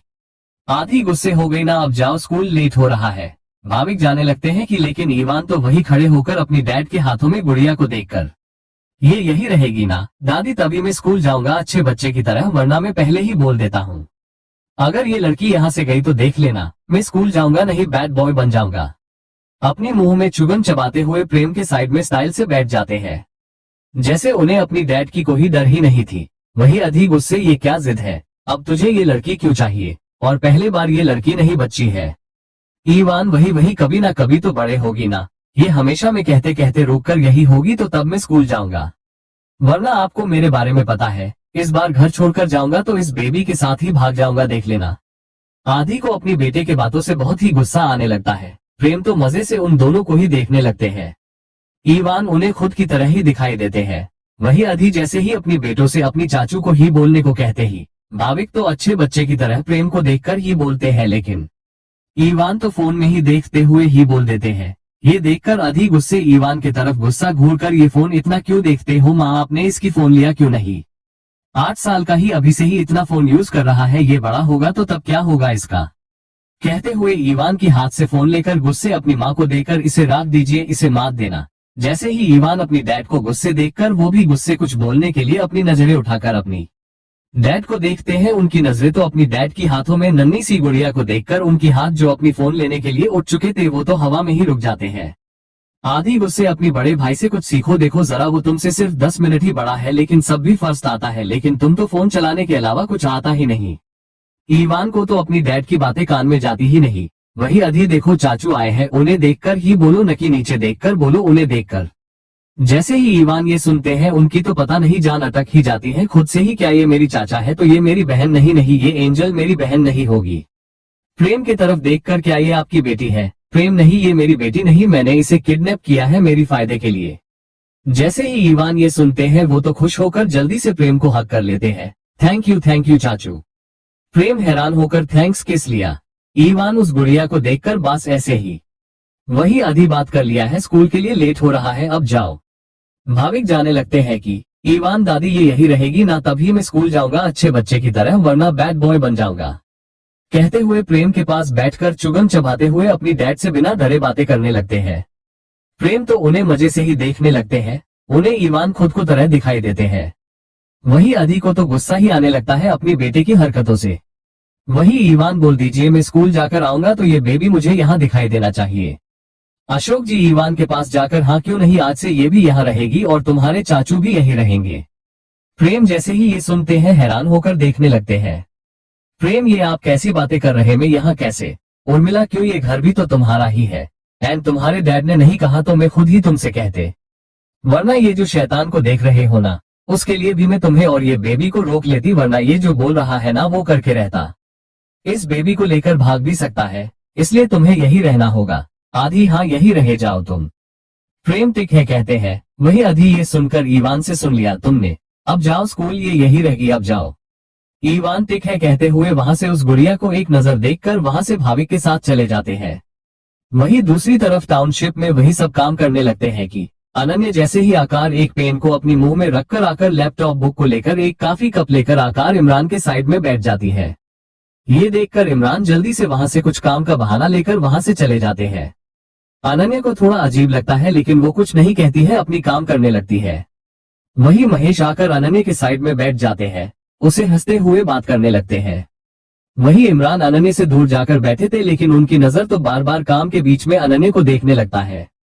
वही अनन्या के साइड में महेश को बैठे देखकर उनकी पकड़ माउस पर कस जाती है। गुस्से खुद से ही ये फिर आ गया है इनके पास। वो काम करते हुए देखने लगते हैं कि अनन्या को इतना हंसते हंसते बात करते देख उनकी दिल जलने लगता है। मोक्ष ये सब काफी की सिप लेते हुए देखकर इमरान के साइड में बैठकर रिलैक्स होकर कुछ जल रहा है ना। इमरान जैसे ही मोक्ष को आते देख काम करने का नाटक करने लगते हैं। मोक्ष की बातें सुनकर मुझे तो कोई स्मेल नहीं आ रही है। क्या जल रहा है? मोक्ष तू जला रहा है, तेरा दिल जल रहा है। इमरान जैसे ही ये सुनते हैं जल्द ही ऐसा कुछ नहीं, मैं तो बास ऐसे ही। मोक्ष पता है मुझे, तू तो बास ऐसे ही देख रहा है उन्हें। अगर कुछ दिन और लेट कर देगा तो फिर दबाते ही रहना। इमरान क्या? मोक्ष माउस को तू क्या समझा है? इमरान कुछ नहीं, मैं तो बास कुछ और ही समझ गया था। मोक्ष हंसकर क्या समझ तू? इमरान कुछ नहीं, आप जाकर अपना काम कर लीजिए। मोक्ष चले जाऊंगा तो दबा लेना। इमरान क्या? मोक्ष हंसकर माउस कहकर वहां से चले जाते हैं। वही इमरान जैसे ही देखते हैं अनन्या के बाल आगे आकर उसे काम करने में दिक्कत ही होने लगता है। ये देखकर इमरान जब इतनी दिक्कत हो रही तो बाल बंद कर नहीं आ सकती क्या? वो रिया से कहने ही वाले होते हैं कि जाकर अनन्या की हेल्प करे, लेकिन इससे पहले वो रिया से कुछ बोल पाते वो देखते हैं कि महेश ही अनन्या की बाल बंद दिया था, जिसे देखकर इमरान का मुंह खुला का खुला ही रह जाता है। अपनी हाथों में की पेंसिल को तो गुस्से तोड़ ही देते हैं। वही इंडिया में मोक्ष की घर पर मेहर तो रूम से बाहर आते ही नहीं उन्होंने डिनर किया था, नहीं अब ब्रेकफास्ट कर रहे थे। वो तो खुद को अंदर बंद करके बैठते हैं।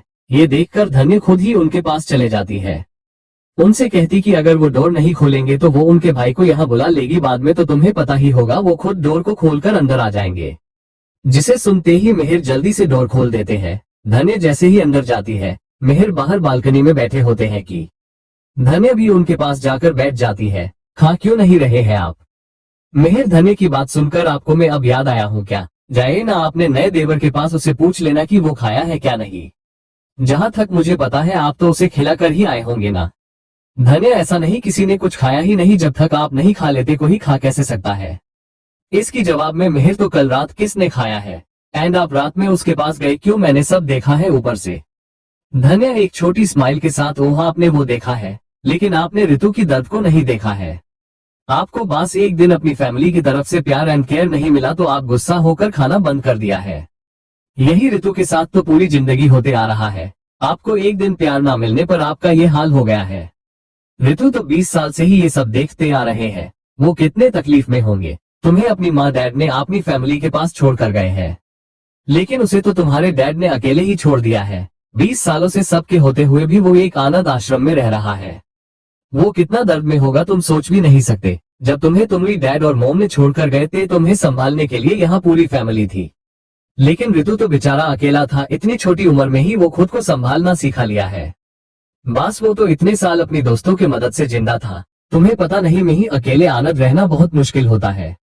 मुझे ही देख लो, मेरे पास कोई भी नहीं था, लेकिन तभी मुझे मेरी मॉम डैड के बारे में सोच सोचकर पागल हो चुकी थी। मैंने मुझे यहाँ क्यों छोड़ दिया है, या मैं कहाँ मिली हूँ, क्या मेरे मॉम डैड मार गए हैं, यही सोच सोचकर पागल हो चुकी थी मैं।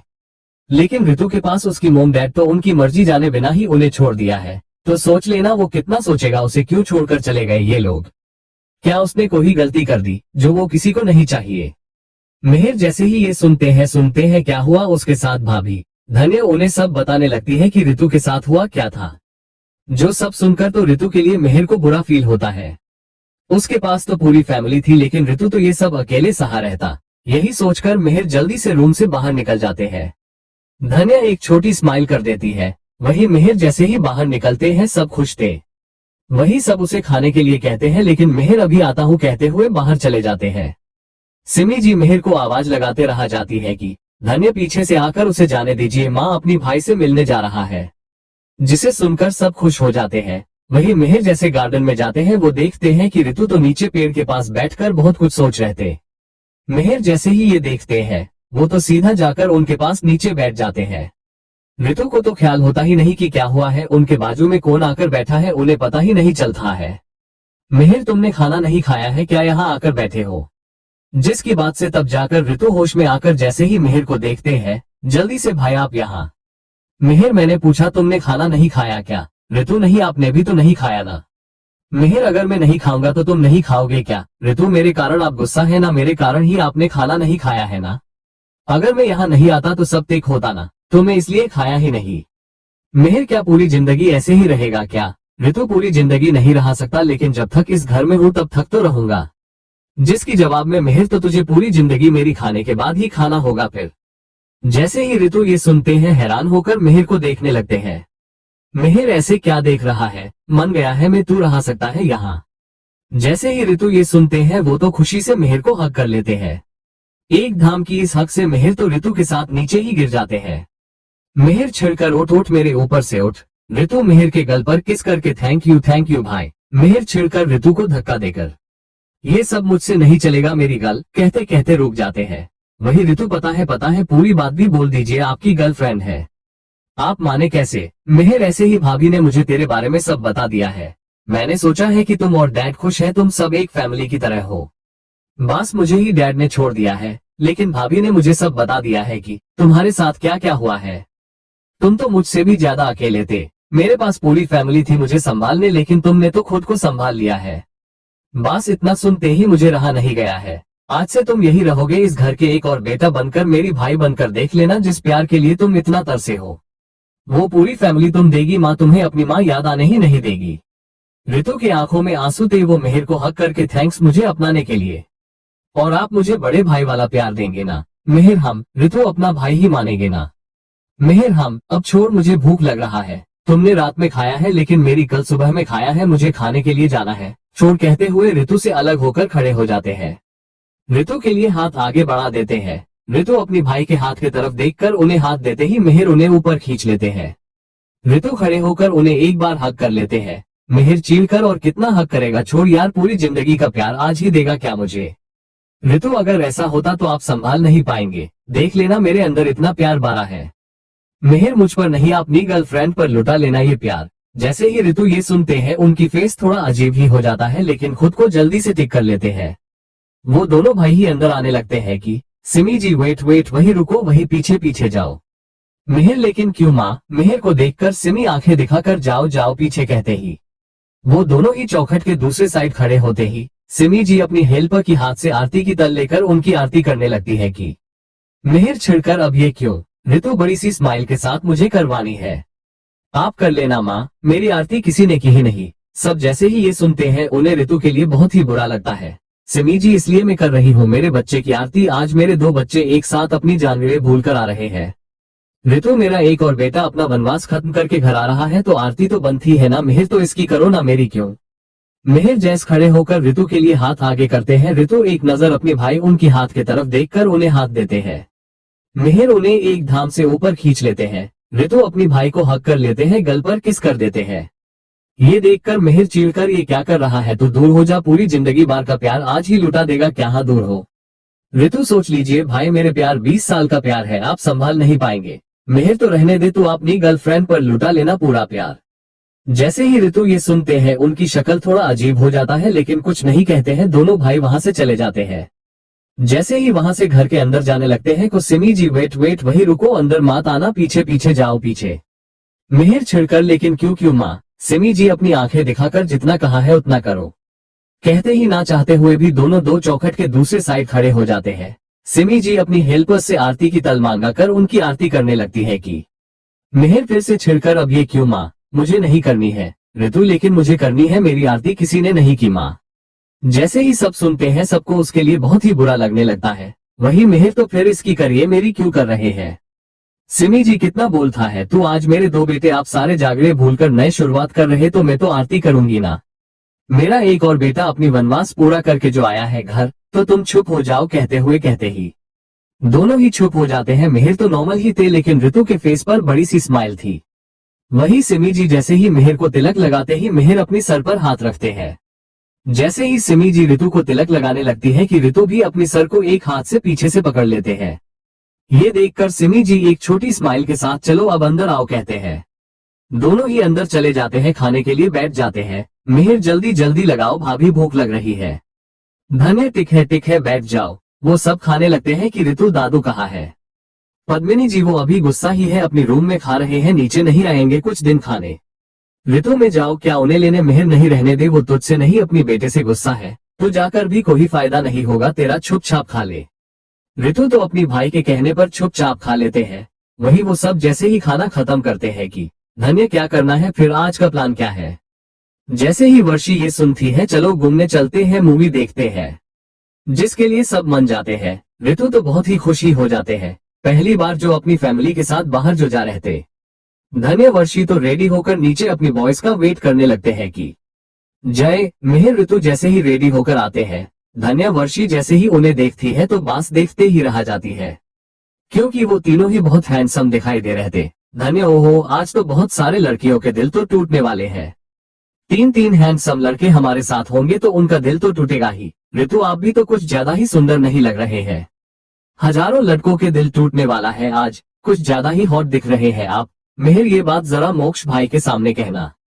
ऋतु पागल थोड़ी ना हो उनके सामने ये सब कहने के लिए, कल रात ही उनसे बात किया हमने, वो भाभी के लिए बहुत ही ज्यादा पॉसेसिव है। मिहिर पता है ना, फिर अगली बार ध्यान रखना भाई के सामने कुछ ऐसे वैसे बकवास मत करना। चलो अब चलते हैं कहते हुए वहां से वो सब चले जाते हैं। पहले तो वो सब एम्यूजमेंट पार्क जाते हैं, जहां वो जैसे ही एंट्री मरते ही सारे लड़की या उन तीनों लड़कों ही घूर घूर कर देखने लगते हैं, क्योंकि वो तीनों ही कुछ ज्यादा ही हॉट दिखाई दे रहे थे। धन्य ओहो देखो देखो एक बार सारे लड़कियां मुड़ मुड़ कर कैसे देख रहे हैं इन्हें। ऋतु अदद है मुझे भाभी इन सब की, मिहिर बहुत हो रहा है तेरा। ऋतु नहीं मैं सही बोल रहा हूँ, देख लेना ये सारे लड़कियां मुझे ही देख रहे हैं, देख लेना जैसे ही मैं राइड से आता हूँ सब पागल ही हो जाएंगे, मेरे पास आ जाएंगे, देख लेना। कौन सी राइड ज्यादा डेंजर है वही वाला राइड में जाने लगते हैं कि वर्षी धन्य उन्हें रोक कर जरूरत है क्या इसकी। ऋतु कुछ नहीं होगा भाभी देख लेना, मिहिर भाई को गलत साबित करूंगा कहते हुए सबसे ऊंची राइड पर कुल दिखने के लिए छाड़ जाते हैं। वहां तो ऋतु की हालत खराब ही हो जाती है, जोर जोर से चिल्लाने लगते हैं कि मम्मा मम्मा रोकिए रोकिए मामा कहते हुए जोर जोर से चिल्लाने लगते हैं, जिसकी आवाज सुनकर सिमी जल्दी से वहां की लड़के पास जाकर प्लीज प्लीज प्लीज रोकिए रोकिए इसे। धन्य के कहने पर वो रोक देते हैं, बेचारे के तो सर ही चकरा जाता है, जैसे ही राइड उतरते ही वही वॉमिट कर लेते हैं। धन्य उनकी कान को पकड़ लेती है, उन्हें संभाल लेती है। वही जय तो जोर जोर से हंसने लगते हैं ऋतु पर, वही मिहिर उसके लिए पानी लेने चले जाते हैं। वही धन्य तो जय से छुप छुप कितना हंसोगे चुप हो जाओ। वही वर्षी मिहिर को पानी लेकर आते ही उसे पानी पिला देती है। कुछ देर में ऋतु वही नीचे बैठ जाते हैं, उनकी सर तो अभी भी चकराने लगता है। धन्य की गोद में सर रखकर अपनी आंखें बंद करके लेट जाते हैं। वही धन्य तो उनकी सर सहलाने लगती है, वर्षी तो उन्हें हवा मारने लगती है। वही जय मिहिर तो अभी भी जोर जोर से हंसने लगते हैं। ऋतु तो शर्म के मारे उनकी हालत ही खराब हो जाती है, बेचारे कुछ देर तो वही नीचे लेटे रह जाते हैं धन्य की गोद में सर रखकर। जैसे तैसे करीब और फिर नवार बाद टिक हो जाते हैं। मिहिर हंसते हुए देखो देखो ऋतु अपनी आसपास देखो, जो लड़कियां अब तक तुझे एक हीरो की तरह ही देख रहे थे, अब देखो तुम तो जीरो बन गए हो, देखो देखो किस तरह देख रहे हैं। ऋतु जैसे ही देखते हैं सच में ही वहां के लोग उसे देखकर जोर जोर नहीं मगर हंस तो रहते। ऋतु की बहुत ही गजब बेइज्जत हो जाता है। धन्य बहुत हुआ है, हंसना बंद करो, अब चलो कोई राइड वाइड नहीं छाड़ना है, हमें मूवी और शॉपिंग पर चलते हैं चलो। जय आयुषो भाभी एक बार ऋतु से पूछ लीजिए, उसे और कोई और राइड चढ़ाना होगा। ऋतु छिड़कर बहुत हुआ मुंह फोड़ो क्या तेरी कहते हुए वहां से चले जाते हैं। जीने जाते देख मिहिर जय तो और जोर जोर से हंसने लगते हैं। वही वो सब मूवी को जाते हैं, जहां मूवी एंजॉय करके शॉपिंग करने चले जाते हैं। जहां जाकर शाम पड़े घर आते हैं। जैसे ही घर आते हैं वो सब बहुत ही थके हुए होते हैं, सब अपनी अपनी कमरे में चले जाते हैं। फ्रेश होकर नीचे आ जाते हैं, बातें करने लगते हैं। धन्य पॉपकॉर्न खाते हुए माँ मुझे काम करना है, पूरा दिन घर पर अकेले नहीं रह पाऊंगी, मैं बोर हो जाऊंगी। सिमी मोक्ष से पूछ लेना। धन्य हाँ वो तो पूछूंगी ही, लेकिन मुझे तो पहले आपसे ही पूछना होगा ना दादाजी दादी जी, फिर आपसे मोक्ष से। मिहिर तो आप करेंगे क्या भाभी? पद्मिनी तेरा क्या बकवास सवाल है, हमारी ऑफिस ही ज्वाइन करेगी और क्या करेगी? धन्य जैसे ही सुनती है, सॉरी दादी मैं ऑफिस वर्क नहीं, मुझे कोरियोग्राफर बना है, मुझे डांस में महारत हासिल करना है, मुझे कथक फिल्म में आगे जाना है, मुझे कादम्बरी नारायणी जी से मिलना है, ये मेरा सपना है। जैसे ही मेहर ये सुनते हैं क्या डांस और भाई फंक्शन में अलाउड करेंगे, लेकिन स्टेज पर लाखों लोगों के सामने भाई कैसे, मुझे तो नहीं लगता है। वर्षी कोरियोग्राफर तो अब तो वेस्टर्न डांस करते, ये तो पता है कथक आती है क्या आपको, हमने नहीं देखा कभी आपको कथक करते। धन्य वेस्टर्न मुझे पसंद है लेकिन मुझे कथक भी आती है। जय आपने सीखा है क्या? धन्य मेरा गुरु तो कोई नहीं है, मैंने कहना कादम्बरी नारायणी जी मेरी गुरु है, उनकी वीडियो से ही मैंने सीखा है। ऋतु पहले मुझे करके दिखाएगा, मैं आपको मेरी एक फ्रेंड से मिलने लेकर जाऊंगा। चलिए पहले मुझे दिखाएगा। जैसे ही धन्य ये सुनती पिक है कहते हुए अपनी बाल बंद कर जाती है। इस वक्त धन्य एक लाल कलर की अनारकली की ड्रेस पहनी हुई थी। मेहर को गाना स्टार्ट करने को कहते ही मेहर लगा देते हैं गाना मोए रंग दो लाल नंद की लाल। जैसे ही गाना स्टार्ट होते ही धन्य करने ही वाली होती है कि सिमी जी मेहर की हाथ से फोन लेकर, जरूरत नहीं है, तुम सब भूल गए हैं क्या? धन्य बेटा तुम्हारी कुछ दिन पहले ही डिलीवरी हो चुका है तो तुम कैसे डांस कर सकती है? ऋतु जैसे ही ये सुनते हैं वो तो हैरान हो जाते हैं, उन्हें ये बात पता नहीं थी। वही धन्य एक पीकी सी स्माइल के साथ, कुछ नहीं होगा माँ, जब मेरा बेबी मेरा पेट में था तभी मुझे कुछ नहीं हुआ है, तो अब कुछ नहीं होगा, कुछ नहीं होगा माँ, मुझे डांस करके ही सुकून मिलता है, प्लीज करने दीजिए माँ। सिमी बहुत कहने पर मन जाती है। धन्य मेहर की तरफ इशारा करती है। वही मेहर फिर से गाना स्टार्ट करते ही धन्य डांस करना स्टार्ट करती है। धन्य जैसे जैसे कथक करने लगती है कि सब तो हैरान ही हो जाती है। धन्य एक परफेक्ट कथक ट्रेनर की तरह करने लगती है, उसकी आंखें ही उसकी सारी स्टोरी बताने लगते हैं।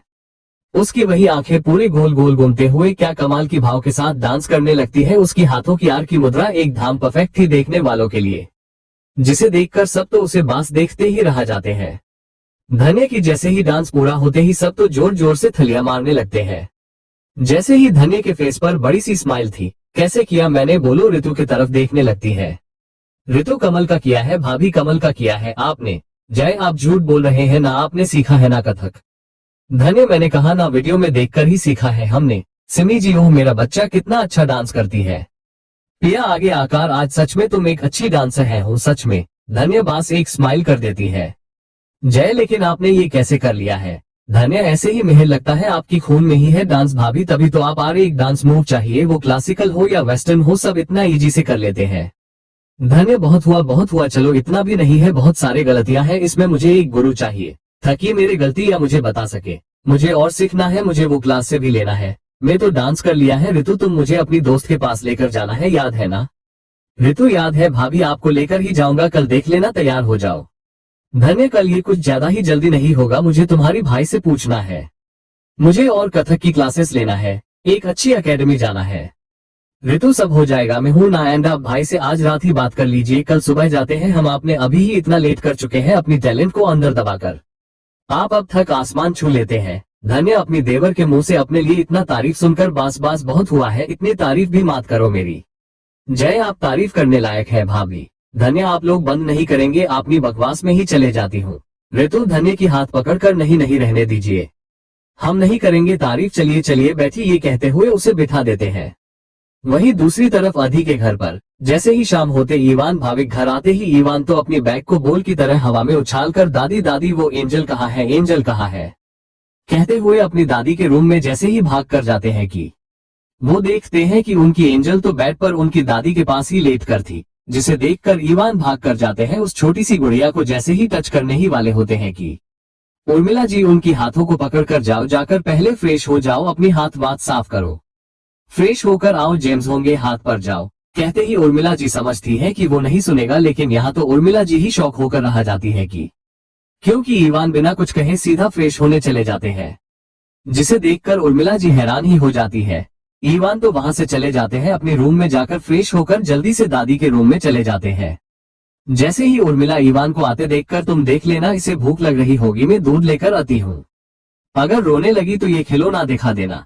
ईवान हम कहते हुए बाहर चले जाती है। जैसे ही उर्मिला जी नीचे जाती है वो गुड़िया तो जोर जोर से रोने लगती है। ईवान नहीं देखो देखो मेरी तरफ, रोना मत, लेकिन वो बेबी तो रोना बंद ही नहीं करती है। ईवान जैसे ही खिलौना उसे दिखाने वाले होते हैं कि पता नहीं ईवान को क्या हो जाता है कि वो उस खिलौने को नीचे रख देते हैं, बिना कुछ समझे अपना सर झुकाकर उस छोटी सी बेबी को किस ही कर लेते हैं। बस जैसे ही ईवान उसे बेबी को किस करते ही छोटी सी बेबी तो एक धाम से चुप ही हो जाती है। ईवान ने सिर्फ अपनी होठों से उसकी होठों को टच ही किया था। वहीं आदि के घर पर जैसे ही शाम होते ही इवान भाविक दोनों जैसे ही घर आते हैं कि इवान तो अपनी बैग को हवा में बॉल की तरह उछलकर दादी दादी एंजल कहाँ कहाँ है कहते हैं भागकर अपनी दादी के रूम में जाते हैं, जहां जैसे ही देखते हैं कि उनकी एंजल तो अपनी दादी के बेड पर उनके दादी के साथ लेटकर थी, जिसे देखकर वो भाग कर जाते हैं। जैसे ही उसे टच करने ही वाले होते हैं कि उर्मिला उनके हाथों को पकड़कर नहीं जाओ, पहले फ्रेश होकर आ जाओ, देखो हाथों में जेम्स होंगे, बेबी को इस तरह टच नहीं कर सकते तुम, उसकी तबीयत खराब होगी। जैसे ही उर्मिला ये सब कहती है कि वो समझती है कि ईवान उनकी एक नहीं सुनेगा, बहस करेगा हमेशा की तरह, लेकिन वो ये देखकर शौक ही हो जाती है कि ईवान चुपचाप वहां से चले जाते हैं। ये देखकर ईवान जी हैरान हो जाती है। ईवान जल्दी से अपनी रूम में जाकर जल्दी से फ्रेश हो जाते हैं। जैसे ही अपनी दादी के रूम में आते हैं, उर्मिला जी आ गया है, तुम में दूध लेकर आती हूँ, भूख लग रहा होगा। उसे अगर रोने लगे तो ये खिलौना दिखा देना कहकर वहां से चले जाती है। जैसे ही वो जाते हैं, वो छोटी बेबी तो जोर जोर से रोने ही लग जाती है कि ईवान जल्दी से देखो देखो मेरी तरफ देखो, रोना नहीं देखो मुझे कहते हुए जल्दी से उस खिलौने को पकड़कर दिखाने वाले होते हैं कि पता नहीं क्या ही हो जाता है उन्हें। एक धाम से उस खिलौने को नीचे रखकर अपना सर झुकाकर उस छोटी बेबी को किस ही कर लेते हैं। जिसे ही ईवान उस बेबी को किस करते हैं, वो बेबी तो रोना ही बंद कर देती है। ईवान तो अपनी होठों से उस बेबी की नर्म होठों को टच ही कर लेते हैं। जैसे ही देखते हैं कि ईवान बेबी चुप हो गई है, वो तो जल्दी से थोड़ा दूर होकर उस बेबी के गालों पर लाइट किस करते हुए, तुम मेरी गर्ल हो, तुम इस तरह नहीं रो सकती, मेरी गर्ल इस तरह रोती ही नहीं, देखो मेरी तरफ, कभी रोना मत, अगर तुम रोई तो देख लेना मैं तुम्हें इसी तरह छुप करूंगा, रोना मत कहते हुए बारी बारी पूरी फेस को किस करते हैं। ईवान के इस तरह करने से वो छोटी बेबी खिलखिलाकर हंसने लगती है। वही उसे देखकर पहली बार आज ईवान ने भी हंसा है, जो उनकी दादी ने देख लिया है। वो हैरान ही हो जाती है, जो लड़का कभी टिक से अपनी फैमिली के लोग से टिक से सीधे मुंह बात ही नहीं करता है, वो लड़का आज एक छोटी बेबी को हंसा रहा है और खुद भी हंस रहा है। ये देखकर उर्मिला जी के फेस पर एक छोटी स्माइल आ जाती है। उर्मिला जी अंदर आते हुए, अरे वहां मेरा ईवो हंस रहा है। ईवान जैसे ही अपनी दादी को देखकर उनकी स्माइल गायब ही हो जाती है, फिर से अपनी रूढ़ अंदाज में हो जाते हैं, जिसे देखकर उर्मिला जी अपना सर हिला देती है। वही टाउनशिप में जैसे ही रात होती ही सब डिनर करने लगते हैं। सारे स्टाफ के साथ अगस्त्य, मोक्ष, आगम भी बैठकर खाने लगते हैं। अनन्या बेचारी आज भी इमरान से बात करने के लिए जैसे ही प्लेट लेकर इमरान के साइड में बैठ जाती है, लेकिन इस बार भी इमरान तो मेरा फोन अंदर रह गया है, मैं अभी लेकर आता हूँ कहते हुए जल्दी से वहां से उठकर चले जाते हैं अपनी टेंट में। अनन्या तो बेचारी सच ही समझ जाती है, कोई बहाना ही नहीं समझती है। वही महेश को बैठने के लिए कोई प्लेस मिलता ही नहीं। ये देखकर अंकुश एक नजर इमरान की तरफ देखते हैं, जहां वो छुप छुप कर अनन्या को देखने लगते हैं। ये देखकर अंकुश बहुत हुआ है, इमरान भाई का मेरी बहन को हट कर रहे हैं, उसे सबके सामने इस तरह इग्नोर कर रहे हैं, ये मुझे बिल्कुल पसंद आ नहीं रहा है, देखो अब मैं क्या करता हूँ कहते हुए, महेश प्लेस नहीं है क्या, जाकर दी के पास बैठ जाओ, वहाँ प्लेस है। अनन्या मना करने ही वाली होती है कि ये प्लेस इमरान का है, वो आएंगे, लेकिन कुछ कह नहीं पाती है क्योंकि वो तो आए ही नहीं थे अब तक टाइम से। महेश आकर अनन्या के पास बैठ जाते हैं। अनन्या महेश दोनों ही बातें करने लगते हैं। ये देखकर इमरान का पेट ही बाहर जाता है। वो जल्दी से आकर अपनी प्लेट को गुस्से में नीचे रख देते हैं। मोक्ष ये देखकर, क्या जल गया है क्या पेट, जो इतनी जल्दी खाना हो गया है तेरा। जैसे ही सब मोक्ष की बात सुनते हैं, किसी को कुछ समझ में आता ही नहीं। उनकी स्टाफ में से एक लड़का, क्या मतलब है सर आपका। मोक्ष, वो बास ऐसे ही ज्यादा तीखा नहीं खाता है, ये तो इसलिए पूछ लिया है इसे। जिसे सुनकर सब वो कहते हैं, लेकिन इमरान को अच्छे से समझ में आ जाता है कि मोक्ष तीखे की नहीं जलन की बात कर रहा है, इसलिए वो तो बास उन्हें घूर कर देखने लगते हैं, वहां से न जाकर वहीं बैठ जाते हैं। अनन्या को महेश के साथ बात करते देख अनन्या को कोसने लगते हैं कि इतनी बातें क्यों कर रही है उसकी साथ। वही सब सोचने लगते हैं कि अनन्या को तो हिचकी ही आ जाते हैं। हिकैप के साथ साथ उसे एक साथ तास्का ही लग जाता है, जिसे वो तो जोर जोर से कसने ही लगती है। उस तो आंखों में आंसू ही आ जाते हैं। ये देखकर इमरान जल्दी से पानी लेने चले जाते हैं कि आसपास पानी न होने के कारण जल्दी से महेश के झोटे पानी ही पी लेती है, जो पास में ही था। जैसे ही इमरान पानी लेकर आते हैं, महेश की बातें सुनते ही उनकी पकड़ ग्लास पर कस जाती है। महेश, अरे ये तो मेरी झूठी ग्लास है। अनन्या, कोई बात नहीं, मुझे ग्लास दिखा ही नहीं तो मैंने तुम्हारी पानी पी लिया है। जिसे सुनकर इमरान को गुस्सा ही आ जाते, गुस्से आगे आकर अनन्या के पास आकर गुस्से ग्लास को नीचे रखकर गुस्से ही बातों पर ध्यान ना देकर खाने पर ध्यान लगाकर खाना खवोई तो झूठा पानी पीने की जरूरत ही नहीं पड़ेगा। ये देखकर सभी हैरान होकर इमरान को देखने लगते हैं, क्योंकि सभी ने इमरान को इतने गुस्से में देखा ही नहीं। मोक्ष, अगस्त्य, आगम, अंकुश को समझ में आ जाता है कि इमरान गुस्से इसलिए है कि जलन में है। वो तो उसे ही देखने लगते हैं। इमरान इतना बोलकर वहां से गुस्से निकल जाते हैं, अपनी टेंट में जाकर सीधा अपनी बेड पर गिर जाते हैं। खुद पर ही गुस्सा होने लगते हैं कि उन्होंने गुस्से में इतना सब कुछ क्यों कहा है।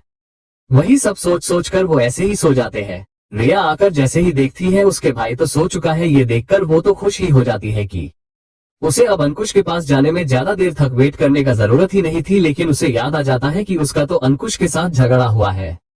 वो तो जा नहीं रही है, लेकिन उसे अंकुश को सताने का, एक तंग करने का एक मौका मिल जाता है। इसलिए वो लैपटॉप के साथ साथ एक छोटी सा नाइटी, जो कि सिर्फ नेट का था, वो नाइटी तो सिर्फ उसकी मुट्ठी में ही आ जाता है, उसे लेकर सीधा अंकुश के टेंट की तरफ ही निकल जाती है। जहां जैसे ही जाती है, अंकुश जो कि बेड पर पागलों की तरह करवट बदलकर अपनी बीवी के बारे में ही सोचने लगते हैं। उन्हें तो अपनी बीवी की सख्त जरूरत थी, लेकिन अभी तो उन्हें अपनी शर्त याद आ जाती है। इसी कारण खुद को बहुत ही कंट्रोल करने की कोशिश कर रहे थे। रिया जैसे ही देखती है अंकुश को उसकी जरूरत है, लेकिन उन्होंने तो उसे बुलाया नहीं। लेकिन खुद से ही अब आएगा मजा में, देखती हूँ अंकुश आप खुद कितने देर तक खुद कंट्रोल करके बैठने वाले हैं, कहते हुए वो अंदर चले जाती है। जैसे ही अंकुश उसे वहां देखते हैं, जल्दी से बेड से खड़े होकर तुम यहाँ आ गई ना, तुम मेरे पास चलो आओ, देखा मैंने शर्त जीता है। जैसे ही रिया ये सुनती है, ज्यादा खुश होने की जरूरत नहीं है, मैं तो बस आपके साथ सोने के लिए आई हूँ, ना कि वो सब करने। मुझे आपकी आदत सी हो गई है, बस इससे ज्यादा खुश नहीं मैं कोई आपसे प्यार करने के लिए नहीं कहूंगी। लेकिन आपको क्या हुआ है, इस तरह बेड पर क्या कर रहे थे? अंकुश साफ साफ झूठ बोलते हुए, मुझे भी बस तुम्हारे होने से ही नींद आती है तो इसलिए। रिया ओ इसे ज्यादा कुछ नहीं, क्या अंकुश कुछ नहीं छिड़कर कहकर लेट जाते हैं। रिया टेंट को बंद करके अपनी कपड़े चेंज कर लेती है। अंकुश गुस्से में होने के कारण इस वक्त उनकी आंखें बंद करके लेट गए हैं, इसलिए उन्होंने कुछ देखा ही नहीं। रिया अपनी नाइटी चेंज करके अंकुश की तरफ देखती है, जो कि गुस्से में सोने की कोशिश कर रहे थे। ये देखकर तो रिया की हंसी निकल जाती है। वो धीरे से अपनी लैपटॉप लेकर बेड पर बैठ जाती है। अंकुश अंकुश कहते हुए बहुत ही रोमांटिक अंदाज में कहती, जिसे अंकुश क्या हुआ है कहते हुए जैसे ही छिड़कर देखते हैं, जैसे ही देखते हैं उनकी आंखें तो बड़े हो जाती है। रिया ये देखकर उसे तो स्माइल आती है, लेकिन खुद को कंट्रोल करके अंकुश जरा इसे समझाओ ना, ये कैसे करते हैं? जिसे की बातें तो अंकुश की कान थक जाते ही नहीं, वो तो सिर्फ आंखें पड़े रिया को देख रहे थे, जिसे देखकर रिया अंकुश आप कहाँ खो गए हैं, समझाए ना इसे कहते हुए बहुत धीरे रोमांटिक अंदाज में उन्हें हिलाकर कहती है, जिसे अंकुश होश में आकर हाँ हाँ क्या कहा तुमने? रिया इसे कैसे करते हैं बोलो ना। अंकुश उसे देखकर अपनी नजरें जल्दी से फेर कर जल्दी से ठीक है कहते हुए उसे समझने लगते हैं। लेकिन रिया तो बहाने बहने से तो उनकी और करीब जाने लगती है, ताकि अंकुश उससे और ज्यादा आकर्षित हो। वहीं अंकुश की नजर भी बार बार उसकी तरफ ही जा रही थी। रिया तो उन्हें और ज्यादा ही करीब जाने लगती है। अंकुश की गला तो सूख ही जाता है रिया को ऐसे देखकर, जैसे ही वो अपनी गला गिला करने लेते हैं। रिया उनकी इतने करीब होती है कि उसे तो लार निगलने का आवाज भी अच्छे से सुनाई देती है, जिसे उसे हंसी तो आती है लेकिन खुद को रोक लेती है। अंकुश जैसे ही उसकी स्मेल से तो पागल ही हो चुके थे। रिया इसी का फायदा उठाकर रहने दे अंकुश, मुझे नींद आ रही है, मैं सो जाऊंगी कहकर लैपटॉप साइड में रखकर लेट जाती है। उसे ऐसी नेट की नाइटी में देखकर जिसमें सब साफ साफ दिखाई दे रहा था, वो कसकर अपनी आंखें बंद करके खुद से ही रिया ये जानबूझ कर रही है। यार क्यों अपनी पति को इतना ज्यादा थड़पा रही हो? अंकुश तुझे कुछ नहीं करना, कुछ नहीं करना है, इज्जत की बात है, अंकुश कहकर लेट जाते हैं। वहीं अंकुश लेट तो जाते हैं लेकिन नींद तो आती ही नहीं। बाजू में अपनी बीवी को ऐसे इन कपड़ों में देखकर खुद के अंदर आग की गोले को रखकर उन्हें नींद कहाँ आने वाली थी। उनके हाथ तो उनकी मर्जी के बिना ही ऊपर ही उठकर रिया को पकड़ने ही वाले होते हैं कि खुद को रोक लेते हैं। वहीं रिया ये अपनी आंखें खोलकर ये सब देख रही थी, खुद से ही कितने देर तक रखेंगे खुद को। अंकुश एक एविल स्माइल के साथ अपनी करवट बदल लेती है। जैसे ही अंकुश ये देखते हैं, खुद से ही ओ शिट, ये लड़की मुझे मार ही देगी आज कहकर अपनी आंखें कसकर बंद कर लेते हैं, क्योंकि रिया की स्तन के साथ साथ रिया की प्राइवेट पार्ट साफ साफ दिखाई दे रही थी, जिसे वो नजरअंदाज कर ही नहीं पाते हैं, वो भी चाहकर भी। उनकी हाथ अब उनकी बस में थी ही नहीं, वो कैसे खुद को और ज्यादा रोक सकते हैं? अगर वो अभी रुक गया तो वो मर्द ही नहीं होंगे, वो जीत कर भी हार ही जाएंगे। खुद से ही यही सब सोच सोच कर ही पागल ही होने लगते। उनका दिल उनसे शर्त कुछ नहीं कहती, लेकिन दिमाग बार बार उनसे कुछ न करने को कहता, जिसे के चलते अंकुश तो पागल होकर आखिरी में तो उनका दिल ही बाजी मार लेता है। मतलब उनकी हाथ तो इस वक्त रिया की स्तन पर थी, जो कि इस वक्त हैरान होकर अंकुश को देख रही थी आंखें खोलकर। अंकुश उसे ऐसे देखकर बिना देर करे उसे किस करने लगते हैं। रिया दिल ही दिल में खुश हो जाती है, उसका ये प्लान जो सक्सेस हो चुका था, लेकिन गुस्से करने का नाटक करते हुए। अंकुश धक्का देकर अंकुश अंकुश आप क्या कर रहे हैं? अंकुश उसके ऊपर आकर जल्दी से रिया की दोनों हाथों को बेड पर प्रेस करते हैं। प्रेस करके उसकी आंखों में देखने लगते हैं। रिया, आप ये क्या कर रहे हैं? आप हार जाएंगे अंकुश। अंकुश उसकी और करीब आकर, अगर अभी मैंने कुछ नहीं किया तो तब हार जाऊंगा। मुझे मेरी बीवी के सामने हार से कोई शर्म नहीं है, कहते हुए रिया की गल पर किस करने लगते हैं। रिया बड़ी सी स्माइल के साथ उन्हें देखने लगती है। वहीं अंकुश, हर तो में गया है शर्त, लेकिन साझा तो तुम्हें मिलेगी, देख लेना, कहते हुए वो बिना एक पल गवाए रिया की निप्पलों को नाइटी के ऊपर से ही अपनी मुंह में बांध लेते हैं। वहीं अंकुश की हालत बहुत ही खराब हो चुकी थी। वो तो रिया को काम समझने लगते हैं कि कैसा करना है, लेकिन रिया तो जानबूझकर उनके करीब जाने लगती है।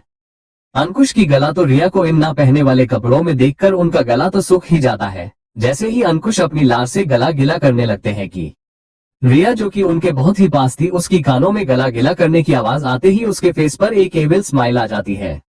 लेकिन जल्दी से अपनी लैपटॉप साइड में रखकर, रहने दीजिए अंकुश, मुझे नींद आ रही है, कहते हुए अपनी लैपटॉप को साइड में रखकर लेट जाती है। अंकुश भी लेट तो जाते हैं, लेकिन नींद तो आ नहीं रही है। आएगी भी कैसे ऐसे बीवी को इन कपड़ों में देखकर, आग अपने अंदर रखकर। उनकी हाथ तो बिना उनके मर्जी से उठकर रिया को पकड़ने ही वाले होते हैं कि अंकुश खुद को बहुत ही मुश्किल से रोक लेते हैं। रिया, जो कि ये सब देख रही थी, वो तो जल्दी से अपनी करवट बदल लेती है। जैसे ही अंकुश ये देखे, उनकी हालत तो और ही खराब हो जाती है, क्योंकि रिया की स्तन के साथ साथ उसके प्राइवेट पार्ट भी साफ साफ दिखाई देती है। अंकुश तो कसकर अपनी आंखें बंद कर लेते हैं। वो तो अपनी दिल और दिमाग के बीच पास चुके थे। दिल कह रहता कि रिया के साथ अपनी रिश्ता आगे बढ़ने को, लेकिन दिमाग की उन्हें अपनी शर्त याद दिलाने लगता है। अंत में तो दिल के आगे अंकुश का दिमाग हार ही जाता है। अंकुश के हाथ इस वक्त रिया की स्तन पर होती है। रिया हैरान आंखों से ही देखने लगती है कि अंकुश भी उसकी आंखों में देखने लगते हैं। रिया तो खुश थी, उसने जो सोचा था वो तो हो चुका है, लेकिन फिर भी अंकुश पर गुस्सा करते हुए, ये क्या कर रहे हैं आप? अंकुश रिया के ऊपर एक धाम से आकर उसके दोनों हाथों को बेड पर प्रेस करके उसे देखने लगते हैं।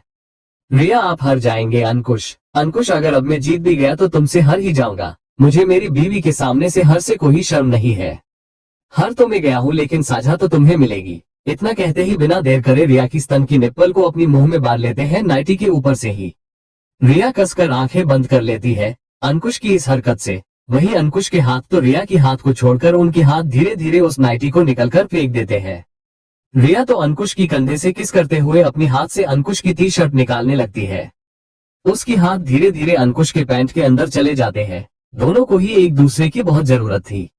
वहीं रिया आज कुछ ज्यादा ही एक्साइटेड थी। वो तो बास अंकुश को कुछ ज्यादा ही किस करने लगती है, अंकुश को मौका ही देती ही नहीं। वहीं अंकुश तो उनकी हाथ तो बार बार रिया की स्तन को प्रेस करने लगती है।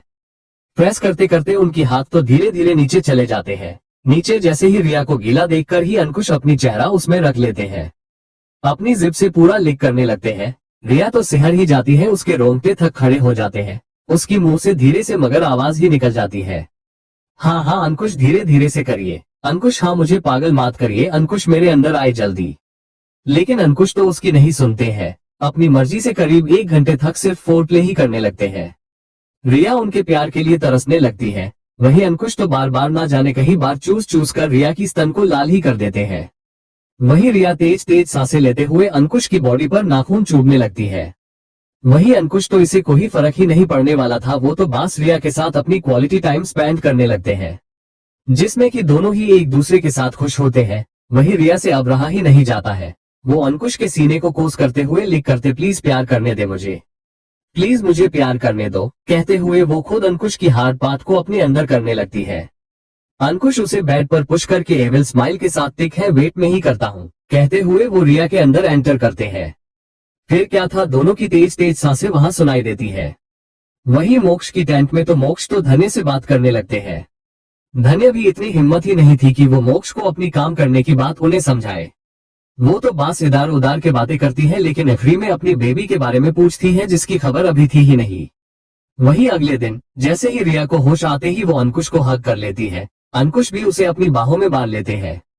दोनों के ऊपर इस वक्त कपड़े के नाम पर सिर्फ चादर ही थी इस वक्त। वहीं रिया अंकुश से, आप तो शर्त हार गए अंकुश, में जीत गई। अंकुश उसे अलग होकर, किसने कहा मैं शर्त हार गया हूँ, तुम हार गई हो शर्त। रिया चीर कर बैठ जाती है, मैं नहीं, आप आए थे मेरे पास।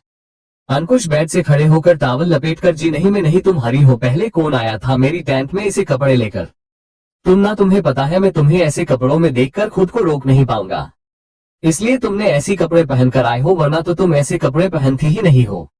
मैंने तो सिर्फ तुम्हारे साथ फोर प्ले ही कर रहता, लेकिन तुमसे ही रहा नहीं गया। किस तरह तड़प रही थी तुम प्यार पाने के लिए। प्लीज प्लीज प्यार करने दो मुझे। ऐसे ही कहना तुमने, मतलब तुम ही मेरे पास आए हो, मैं नहीं। तुम ही हार चुकी हो। माना कि पहले कदम मैंने उठाया है, लेकिन उसे पूरा तुमने ही किया है। रिया ये सुनकर गुस्से अंकुश को पिल्लों से मारकर, बहुत हुआ आपकी बकवास, आपने मुझे मजबूर किया है, वरना मैं तो अच्छे कसे सो रही थी। अंकुश उसे छेड़ते हुए, तुम सोने आई ही नहीं हो, मुझे पता है। वही जैसे ही रिया सुनती है गुस्से, ओके सब मैंने ही किया ना, तो टिक है टिक है। जो भी कल हुआ वो भूल जाते हैं। आप खुद मेरे पास आएंगे, देख लेना। मैं आपके पास आना तो दूर, आपके टेंट में भी नहीं आऊंगी, देख लेना। आप खुद ही आ जाएंगे मेरे पास। अंकुश रिया की बातों को मजाक में लेकर, देखते पहली अपनी बातों पर खड़े होना अच्छे से सीख जाना तुम। एंड तुम जानबूझकर मेरी टेंट में आए हो। तुम शायद भूल चुकी हो, तुम हो हमारी टीम का हेड में नहीं। ऐसा कोई काम नहीं है जो तुम्हें नहीं आता है, जो तुम मुझसे डाउट पूछने आए हो। अगली बार ठीक से बहाना करके आना मेरे पास। रिया को तो अंकुश पर गुस्सा ही आ जाता है। वो गुस्से खड़े होने की कोशिश करती है, लेकिन उसे बहुत ही दर्द हो रहता अपनी कमर, पैरों में एंड अपनी प्राइवेट पार्ट में। इतना दर्द होता है कि उसकी आंखों में आंसू ही आ जाते हैं, लेकिन खुद को संभाल लेती है। अंकुश जैसे ही उसकी आंखों में आंसू देखते ही नहीं वो रिया को हरा कर खुश थे। वही रिया तो जल्दी से अपनी कपड़े पहनकर अंकुश की मुंह पर उस नाइटी को फेंक कर मारकर, इसे जला देना कहीं पर, फिर कभी इसकी जरूरत होगी नहीं, कहकर वहां से चले जाती है अपनी लैपटॉप को लेकर। वही अंकुश उस नाइटी को स्निफ करके उसे किस करके देखेंगे कहते हुए उस नाइटी को वश करने चले जाते हैं। वही मोक्ष के घर पर धन्य ने आज सफेद अनारकली पहना था। वो क्या न, जो भी काम धन्य पहले शुरू करने जाती है वो तो हमेशा ही व्हाइट ड्रेस को ही प्रेफर करती है। आज भी अपनी करियर की एक और शुरुआत करने जा रही तो इसलिए सफेद ही पहन लेती है। जैसे ही नीचे आती है भगवान जी के पास आशीर्वाद लेकर घर के बड़ों के आशीर्वाद लेती है। सिमी जी तुमने मोक्ष से बात किया है क्या? नहीं धन्य अभी नहीं माँ, मुझे सेल कट होने दो तब बता दूंगी। ऋतु चलिए भाभी चलते हैं। धन्य टिक है कहते हुए सबको बाय बोलकर ऋतु के साथ चले जाती है। ऋतु का फोन बाजने लगता है जैसे ही ऋतु पिक करते ही। कुछ देर बात कर से धन्य के साथ, भाभी हमें उसकी ऑफिस जाना होगा, वो इस वक्त वही है। धन्य को ही बात नहीं, ऑफिस ही चलते हैं चलो। कुछ ही देर में वो पहुंच जाते। धन्य जैसी ही कार से उतरकर अपनी आसपास देखती है तो बस देखते ही रह जाती है, क्योंकि वहां शायद शूटिंग चल रही थी। बहुत सारे लोग थे जिसे देखकर धन्य के फेस पर स्माइल आ जाती है। धन्य ऋतु से लगता है ऋतु हम गलत जगह पर आ गए हैं, यहाँ तो ऑफिस नहीं लगता है, यहाँ शूटिंग चल रहा है, सेट पर आ गए हैं हम। जैसे ही ऋतु ये सुनते हैं यही ऑफिस है भाभी, कुछ दूर चलकर जाना होगा हमें। जैसे ही धन्य सुनती है हैरान होकर, क्या सेट पर ऑफिस को ही कुछ नहीं कहेगा क्या? ऋतु क्यों कहेगा भाभी, ये पूरा जमीन उसका ही तो है। आपकी नजर जहाँ थक जा रही है वो सब मेरी दोस्त की है। धन्य का मुंह तो खुला का खुला ही रह जाता है। क्या आसपास देखकर ये जगह इतनी बड़ी वो तुम्हारी दोस्त का है क्या? ऋतु फोन चेक करते हुए हम चले भाभी कहते ही वो दोनों चलते हुए जाने लगते हैं। धन्य तो पागल की तरह चलते हुए गोल गोल घूमकर सब देखने लगती है, क्योंकि उसने पहले कभी ये सब देखा ही नहीं, उसे सब नया ही लगता है। जैसे ही जाते हैं कुछ दूर चलकर, जैसे ही जाते हैं धन्य की नजर कुछ लोगों पर जाती है जहां सब बाहर खड़े कुछ पेपर्स लेकर बैठे हैं। बहुत सारे लोग तो इस वक्त खड़े हुए थे। धन्य उन सबको देखकर आगे जाने लगती है कि ऋतु से पूछती है ये सब कौन है? ऋतु इसलिए हमने कार नहीं लाया है ना, यहाँ तो चलना मुश्किल हो रहा है, कार तो चल ही नहीं पता है। ऋतु फोन से अपना सर बाहर निकलकर, ये लोग एडिशन देने आए हैं यहाँ और आपने सही कहा है, इसलिए हमने कार लाया ही नहीं। जैसे ही धन्य ये सुनती है क्या इतने सारे लोग कहते हुए, जैसे ही वो गेट के अंदर एंटर करने लगते हैं कि कोई धन्य की बाजू को पकड़कर ऐसे कैसे अंदर जा सकती है? आपको दिखाई नहीं दे रहा है क्या?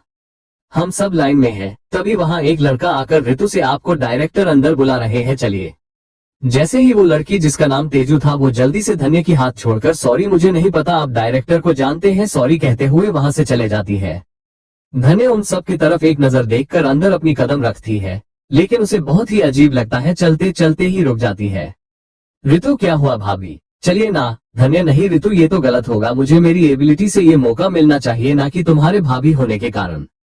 वहां बाहर न जाने कब से लोग वेट कर रहे हैं इस मौके के लिए। मैं नहीं चाहती कि मुझे ऐसे कोई मौका मिले जो इतने लोगों की मेहनत को ना देखकर बस तुम्हारी भाभी होने के कारण मिला है। नहीं चाहिए मुझे ऐसा मौका। जो गलत हो मेरे लिए, इन सब के लिए मेरा टैलेंट देखकर ही तुम्हारे दोस्त मुझे छूने, सॉरी ऋतु मेरे लिए इतना सोचने के, कहते हुए ऋतु को हक करके, तुम अपनी दोस्त के पास चले जाना, मेरा वेट करना, मैं बाहर जाती हूँ कहते हुए वहां से चले जाती है। ऋतु तो अपनी भाभी को देखकर एक स्माइल करते हैं। उन्हें अपनी भाभी की सोच पर बहुत ही गर्व महसूस होता है। अगर धन्य की जगह कोई और होगा तो ऐसा करता ही नहीं कहकर वहां से चले जाते हैं। अपनी दोस्त से मिलने जैसे ही ऋतु वहां जाते हैं, उनका दोस्त तो उनका ही वेट कर रहे थे। जैसे ही ऋतु को आते देख ओह आफ्टर लॉन्ग टाइम मैन कहते हुए ऋतु को हक कर लेते हैं, जो कि देखने में 27 साल के थे, जो कि इतनी छोटी उम्र में बहुत ही बड़ा डायरेक्टर बन चुके थे, जो और कोई नहीं संपत सूर्यवंशी ही है। ऋतु भी बड़ी सी स्माइल के साथ हक कर लेते हैं। संपत ऋतु से पूरे 7 साल बड़े हैं, लेकिन फिर भी अच्छे दोस्त हैं दोनों ही। वही संपत ऋतु से अलग होकर, वाह तुम तो और ज्यादा ही हैंडसम बन गए हो। ऐसा क्या हुआ कि तुम इंडिया आ गए हो सिंगापुर से? ऋतु ऐसे ही तुझे पता है मेरी फैमिली ने मुझे मिल गई है। जिसे सुनकर संपत मुझे पता है जय ने बताया मुझे। जैसे ही ऋतु ये सुनते हैं क्या उसने फोन किया तुम्हें? संपत हाँ, एक लड़की को हीरोइन बनाने को कहा है उसने। ऋतु क्या लड़की खुद से ही? क्या वही होटल वाली लड़की तो नहीं है ये लड़की? यही सोचकर ऋतु संपत से क्या था लड़की का नाम? संपत कुछ सोचते हुए याद करते हुए मुझे याद ही नहीं है उस लड़की का नाम। अति ही होगी वो लड़की। आज उसका भी एडिशन है यहाँ। बहुत ही घटिया लड़की है यार। हीरोइन बनने के लिए किसी के साथ भी सो सकती है, नहीं सो चुकी है। ऋतु क्या तुमने भी उसे यूज किया है क्या? संपत हाँ किया है ना। वो एक ऐसी लड़की है कि पैसे मिल लेंगे तो बुढ़े के साथ भी सो सकती है। तुझे पता है मुझे रिझाने के लिए उसने किस तरह के कपड़े पहन कर आए हैं। वही धन्य चलते चलते रुक कर ये गलत है ऋतु। वहाँ सब बाहर सब एक मौके के लिए ना जाने कब से बाहर इंतजार कर रहे हैं, तो मुझे तो तुम्हारी भाभी होने के कारण ये चांस मिलना नहीं चाहिए। मेरी एबिलिटी देखकर मुझे ये मिलना चाहिए, ना कि तुम्हारे भाभी होने के कारण मुझे ये मौका मिले। धन्य आगे बढ़कर ऋतु को हक करके थैंक्स मेरे लिए इतना सोचने के लिए, बाय मेरा वेट करना में अति हो कहते हुए बाहर चले जाती है। वही ऋतु को तो अपनी भाभी पर गर्व महसूस होने लगता है। अगर वहाँ धन्य की जगह कोई और होती तो वो इस मौके की अच्छे से फायदा उठा चुकी होती है। ऋतु तो वहाँ अपनी दोस्त से मिलने चले जाते हैं। जैसे ही जाते हैं उनका दोस्त तो वही उनका इंतजार कर रहे थे। जैसे ही ऋतु को आते देख खुशी से बड़ी सी स्माइल के साथ हक करके आफ्टर लॉन्ग टाइम मैन कहते हुए उन्हें हक करते हैं। ये और कोई नहीं संपत सूर्यवंशी थे, जो कि 27 साल की उम्र में ही बहुत बड़ा नाम कमा लिया था अपने काम से। ऋतु उनसे 7 साल छोटे हैं, लेकिन फिर भी दोनों बहुत अच्छे दोस्त थे। जैसे ही संपत ऋतु से अलग होकर तुम तो और ज्यादा ही हैंडसम दिख रहे हो यार। क्या बात है, सिंगापुर छोड़कर इंडिया कैसे? ऋतु बता देते हैं कि उनका फैमिली ने उन्हें अपना लिया है। जैसे ही संपत ये सुनते हाँ पता है मुझे जय ने बताया है। जैसे ही ऋतु ये सुनते हैं क्या उसने तुम्हें फोन किया और मुझे बताया ही नहीं? संपत हाँ किया है उसने फोन, किसी लड़की को हीरोइन बनाने के लिए। जैसे ही ऋतु ये सुनते हैं खुद से ही ये वही होटल वाली लड़की होगी। वो संपत से पूछते हैं कि उस लड़की का नाम क्या था? संपत याद करके मुझे उस लड़की का नाम पता ही नहीं, मैंने उससे पूछा ही नहीं। बहुत ही घटिया लड़की है वो, खुद हीरोइन बनने के लिए किसी के साथ भी सो सकती है। नहीं सो सकती, नहीं सो चुकी है। ऋतु हैरान होकर तुमने उसे यूज किया है? संपत हंसकर बैठकर हाँ किया है, वो लड़की यूज एंड थ्रो टाइप की ही है। अगर मेरी जगह कोई और बुढ़ा होता तो वो लड़की सो जाती उसके साथ। तुझे पता है मुझे रिझाने के लिए उसने किस तरह के कपड़े पहन कर आए हैं? आती ही होगी, देख लेना उसका भी एडिशन है यहाँ। वैसे तो किसी को लेकर आया है, कहाँ है वो? ऋतु वो आए नहीं है, उन्होंने देख लिया बाहर इतने लोगों को। वो नहीं चाहती कि उन्हें ऐसे ही मौका ना मिले। बस उनके नाम पर, उन्हें अपनी काबिलियत से ये मौका चाहिए, ना कि मेरी नाम पर, इसीलिए चली गई है उनके साथ उन्हीं लोगों में। संपत जैसे ही ये सुनते हैं वो तो इम्प्रेस होकर ही रह जाते हैं। संपत जैसा तू है, तूने जिसकी रिकमेंडेशन तूने किया है वो भी तुम्हारी तरह ही है। मुझे पहले ही समझ में आ जाना चाहिए कि तूने कभी किसी की सिफारिश नहीं किया, तो अगर इनकी किया है तो कुछ तो बात जरूर होगी। उस जय की तरह हर एक लड़की को मेरे पास भेजता नहीं है। तू बोल एक नाटी स्माइल के साथ, ओ तो बात क्या है ऋतु? गुस्से ऐसा कुछ नहीं है भा। इससे पहले वो कुछ बोल पाते उनका फोन बाजने लगता है। जैसे ही देखते फोन, वो कॉल तो धन्य का ही था। जैसे ही ऋतु ये देखते हैं संपत से 1 मिनट कहकर साइड में चले जाते हैं। जैसे ही जाते हैं हाँ भाभी क्या हुआ? धन्य कुछ नहीं, मेरे बारे में अपनी दोस्त को मत बता ना, मैं कौन, मेरा नाम भी मार बना, मैं नहीं चाहती किसी और का मौका मुझे मिले। तुमने छुपके से मेरी मदद करने की कोशिश किया तो मेरी कसम है बस चुप ही रहना तुम। ऋतु ठीक है, नहीं बताने वाला हूँ, चलिए रख दो कहते हुए फोन रख देते हैं। वहीं ऋतु के जाते हैं संपत उन्हें छेड़ते हुए, क्या हुआ तेरी गर्लफ्रेंड ने कॉल किया है क्या? ऋतु गुस्से में छिड़कर, मेरी फ्रेंड है बस, इसे ज्यादा कुछ नहीं कहते हुए वहां बैठकर, चल बातें बहुत कर ली हमने, चल अपना काम शुरू कर, मैं यही बैठा रहता हूँ। संपत ठीक है अपनी टीम वालों को बुलाकर ऑडिशन स्टार्ट करने को कहते हैं। वहीं बाहर दूसरी तरफ तो सब टेंट में बैठ करते कुछ लोगों पैरों को नीचे बैठकर सब प्रैक्टिस करने लगते हैं। लड़कियां तो मेकअप करने में बिजी हो जाते हैं, उनकी टचअप करना ही बंद नहीं होता है। धन्य तो उन सबको बड़े से पत्थर पर बैठकर देखने लगती है। उसके फेस पर खुशी थी, एक छोटी स्माइल के साथ उन्हें देखने लगती है। अपनी फोन में उन सबका एक वीडियो लेती है ताकि मोक्ष को बता सके। वही वहां पर ही बैठी वही लड़की जो कि धन्य को अंदर जाने से रोका है, वो धन्य को देख वहां पर उसके पास आकर, आप तो अंदर गई थी ना, फिर क्या हुआ, बाहर क्यों आ गए हैं आप? धन्य उन्हें देखकर, आप कौन? सॉरी, मैंने आपको पहचाना नहीं। वही वो लड़की जैसे ही सुनती है, वो मैं वही हूँ जो आपको अंदर जाने से रोका है ना। धन्य को जैसे ही याद आता है, ओह सॉरी मुझे याद नहीं है। वो लड़की को ही बात नहीं, वैसे आप यहाँ बाहर क्यों? धन्य एक अजीब सी भाव के साथ, बस ऐसे ही समझो, मुझे रिकमेंडेशन से, अपनी काबिलियत से ये चांस चाहिए, न कि ऐसे सब की तरफ देखकर। अगर मुझसे ज्यादा काबिल इंसान यहाँ होगा तो मैं उनकी मौके को छीनने वाली नहीं बन चाहती हूँ, इसलिए यहाँ आकर बैठ गई है। वो लड़की धन्य की बातों पर बहुत ही ज्यादा इम्प्रेस हो जाती है, इतना कि धन्य से दोस्ती की हाथ ही आगे बढ़ा देती है। ही मेरा नाम है तेजू, मतलब तेजस्वी, आप मुझे तेजू बुला सकते हैं। धन्य एक छोटी स्माइल के साथ तेजू से हाथ मिलाकर, ही मैं धन्य, तेजस्वी, वैसे वो लड़का कौन था आपके साथ? बहुत ही ज्यादा हैंडसम है। धन्य हंसकर, वो मेरा दे कहते कहते रुक कर, वो मेरा कोई नहीं है, मैं जहाँ काम करती हूँ ना, उनका लड़का, मेरा बॉस का बेटा। तेजस्वी, अच्छा, तो आप उनकी मदद से यहाँ थक आए हैं, लेकिन क्या फायदा, आप अंदर गए ही नहीं। वो दोनों कुछ ही देर में अच्छे खासे दोस्त ही बन जाते हैं, इतना कि वो दोनों अपनी नंबर तक चेंज कर लेते हैं। दोनों ऐसे ही बात करते रहते, वहाँ एक एक करके एडिशन होने लगता है कि धन्य उन दोनों के लिए काफी लेकर आती है। दोनों काफी की सिप लेते हुए बात करने लगते हैं कि एक महंगी कार तेज तेज से हॉर्न मारते हुए लोगों के भीड़ को चीरते हुए आगे जाने लगता है। उस हॉर्न की साउंड से तो लोग अपनी आंखें कसकर बंद करके इरिटेट होकर उस कार की तरफ देखने लगते हैं। सबके फेस पर छिड़ साफ साफ दिखाई दे रही थी। ये देखकर तेजू गुस्से, न जाने कैसे लोग बारे पड़े हैं इस दुनिया में, इतनी तेज तेज हॉर्न मारने की क्या जरूरत है? बास चुपचाप जा नहीं सकती है क्या? जैसे ही कार में बैठे शख्स कार के अंदर से सबको अपनी तरफ देखते देख, मेरा काम तो हो गया है, अब सब मुझे ही देख रहे, तो मुझे ऐसी एंट्री मारनी होगी कि लोग मुझे देखकर उनकी आंखें बाहर ही आ जाए और जलकर राख ही हो जाए। यही सोचकर अपना फोन निकलकर जय को कॉल लगा देती है। ये और कोई नहीं, शाम थी, जो पिछले 2 दिन से जय को कॉल करके जय को होटल आने को कहती है। जय जैसे ही जाते हैं उसे मिलने, सानवी तो फिर से उनके सामने बिना कपड़ों के ऐसे बेड पर लेटकर होती है।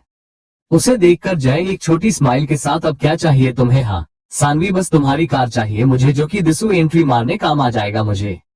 जय ठीक है, मिल जाएगा कहते हुए अपनी बटन खोलकर शाम के पास चले जाते हैं। सानवी जय को किस करते हुए वो दोनों वही फिर से इंटीमेट हो जाते हैं। दोनों ही एक दूसरे के साथ करीब 2 घंटे तक मजे करते हैं। इन 2 घंटों में दोनों ही एक पल के लिए एक दूसरे से अलग हुए ही नहीं, बस एक दूसरे से छुपकर ही रहते हैं। इसका मतलब ये नहीं था कि दोनों एक दूसरे से कोई प्यार वाया करते हैं, दोनों में से एक भी एक दूसरे से प्यार करते ही नहीं, दोनों ही अपनी अपनी जरूरतें एक दूसरे के पूरे करते हैं, जैसे फ्रेंड्स विद बेनिफिट्स। सानवी को पैसे और कार चाहिए, वो जय के पास है। जय को जो चाहिए वो सानवी के पास था, बस इसीलिए दोनों ही खुश थे एक दूसरे के साथ। करीब 2 घंटे बाद साबू जय की सीने को लिख करते हुए, हाँ तुमसे ये सब करके बहुत ही एनर्जी मिलती है मुझे, चलो गाड़ी के की वहां पर रख दो, अपनी ड्राइवर से बोल देना जरा मुझे वहां तक लेकर जाए, थोड़ा मेरा इमेज भी अच्छा होगा लोगों में। जय जैसे ही ये सुनते हैं, ड्राइवर के अलग चार्ज लगेगा। सानवी उनके होठों पर किस करते हुए, रात में दे दूंगी इसकी चार्ज, अभी मुझे जाना है। जय इतनी जल्दी थोड़ी ना है कहते हुए सामा की हाथों को नीचे रखकर, चलो इसे शांत करो, अपनी मुंह में लो इसे। सानवी टिक है कहते हुए बैठ जाती है, वही जैसे ही अपनी मुंह में बारते ही जय तो सुकून से अपनी आंखें बंद कर लेते हैं। उनकी सांसें एक धाम तेज हो जाते हैं। सानवी भी फिर से गर्म हो जाती है, ये सब करके उसे रहा ही नहीं जाता है। वो जल्दी से जय के ऊपर बैठकर उन्हें अपने अंदर कर लेती है। वहां तो फिर से रोमांस शुरू हो जाता है। जय उसे देखकर तुम एक डेविल स्माइल के साथ, तुमसे रहा ही नहीं जाता ना एक पल भी। सानवी नहीं कहते हुए वो करहाने लगती है। करीब फिर से 1 घंटे बाद सानवी तो जय से दूर होकर जल्दी से फ्रेश हो जाती है, रेडी होने लगती है। जय अभी भी बिना कपड़ों के बेड पर थे, वो सिगरेट की काश लेते हुए सानवी को देखने लगते हैं। सानवी को बहुत छोटे कपड़ों में देखकर जय, इन कपड़ों को पहनने की क्या जरूरत थी, ऐसे ही चले जाओ, वैसे भी तुम्हें कोई शर्म तो है ही नहीं, इतने छोटे कपड़े क्यों पहना है तुमने? सानवी भी बेशर्म होकर, सबको थोड़ी ना दिखाने वाली हूँ, जो पैसा देगा उसे ही मल मिलेगा कहते हुए लिपस्टिक लगते हुए जय की तरफ देखकर आंख मारती है। खुद को रेडी करके ब्लैक छोटी सी ड्रेस में जय के पास जाकर उनकी सिगरेट को लेकर एक कश लेकर, कैसी दिख रही हूँ मैं? जय जैसी घटिया हो, घटिया ही दिखोई तुम। सानवी उनकी बातों का बुरा न मानकर, पता है मुझे कहते हुए सिगरेट की काश लेकर जय को देखकर उनकी हार्ड पार्ट को अपनी हाथों में लेकर अगर बाहर जाना ना होता तो आज पूरा दिन ही मैं तुम्हारे साथ बेड पर होती। रात में रेडी रहना, मैं जल्दी आ जाऊंगी कहते हुए उनकी हार्ड पार्ट को अपनी मुंह में फिर से एक बार भर लेती है। कुछ 10 मिनट तक उनके साथ वो सब करके दूर होकर छोड़ने का मन नहीं है, लेकिन फिर भी जाना पड़ रहा है मुझे कहते हुए वहां से खुद को शीशे में एक बार देखकर अपनी लिपस्टिक टिक करके वहां से चले जाती। जय सानवी के जाते हैं सोचने लगते हैं कि उन्होंने सानवी के उनके पास आने पर वो समझ गए थे कि वो आकार जय के फोरहेड पर किस करेगी, लेकिन ये लड़की तो उनकी सोच से ज्यादा घटिया निकली है। वही दाव जय को फोन करती है। जय छिड़कर अब क्या हुआ है तुम्हें? सानवी अपनी दोस्त को फोन करके उनकी टीम में से किसी एक को यहाँ आने को बोल दो यार, प्लीज प्लीज प्लीज इतना कर दो। जय टिक है वेट कहते हुए संपत को कॉल करके सब बता देते हैं।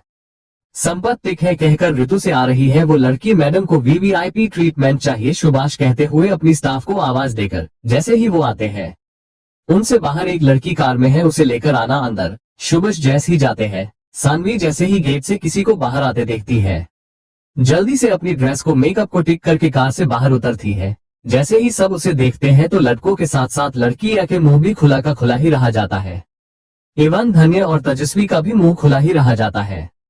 शुभान तो अपनी आंखें जल्दी से फेर लेते हैं। तेजस्वी शौक से देखो जरा, ये लड़की कपड़े के नाम पर तो सिर्फ प्राइवेट पार्ट को कवर करने के लिए इन दो छोटे छोटे कपड़े पहना है, इसे ये लड़की कपड़े कह रही है। वही साबू खुद पैदाइशी अमीर दिखाने की बहुत कोशिश करती है। वही शुभम उसे लेकर अंदर चले जाते हैं। सानू उन लोगों को अपनी तरफ घूरता देख अंदर ही अंदर बहुत ही खुशी हो जाती है। चलो आधा काम तो हो गया है, अब वो संपत भी मुझे देखेगा तो पक्का मुझे मूवी में लेगा कहकर उन सब की तरफ घमंड से देखकर अंदर चले जाती है। वही सब बातें करने लगते हैं कि इतना लेट आने पर भी वो कैसे सबसे पहले चले गई है। तभी एक लड़का, तुमने देखा नहीं, वो अमीर घर की लड़की है, आई होगी बाप की कनेक्शन से यहाँ, लेकिन इतने छोटे कपड़े पहनकर आने की क्या जरूरत है उसे? कुछ ज्यादा ही छोटे कपड़े नहीं, ऐसे ही सब बातें बनाने लगते हैं। धन्य तो बास चुपचाप देखने लगती है। वही जैसे ही सानवी अंदर जाती है संपत को देखकर बड़ी सी स्माइल के साथ हक करने वाली होती है कि उसकी नजर ऋतु पर पड़ती है, जो कि वही सानवी जल्दी से जय को कॉल करके संपत की टीम में से किसी को गेट तक आने को कह देती है। आखिरी में प्लीज प्लीज प्लीज प्लीज मेरे लिए इतना तो कर लो। जय छिड़कर टिक है कहकर संपत को कॉल लगाकर सारी बात बता देते हैं। संपत भी टिक है कहकर ऋतु से आ रही है वो लड़की, मैडम को वीवीआईपी ट्रीटमेंट चाहिए कहते हुए शुभम को आवाज लगते हैं। शुभम आते ही संपत उसे कार से एक लड़की है आए हैं उसे अंदर लेकर आने को कहते हैं। शुभम टिक है कहकर बाहर चले जाते हैं। जैसे ही सानवी किसी को गेट से बाहर आते देख जल्दी से अपनी कपड़े मेकअप टिक करके जैसे ही कार से उतरकर बाहर आते ही लड़कों के साथ साथ लड़कियों के मुंह खुला का खुला ही रहा जाता है।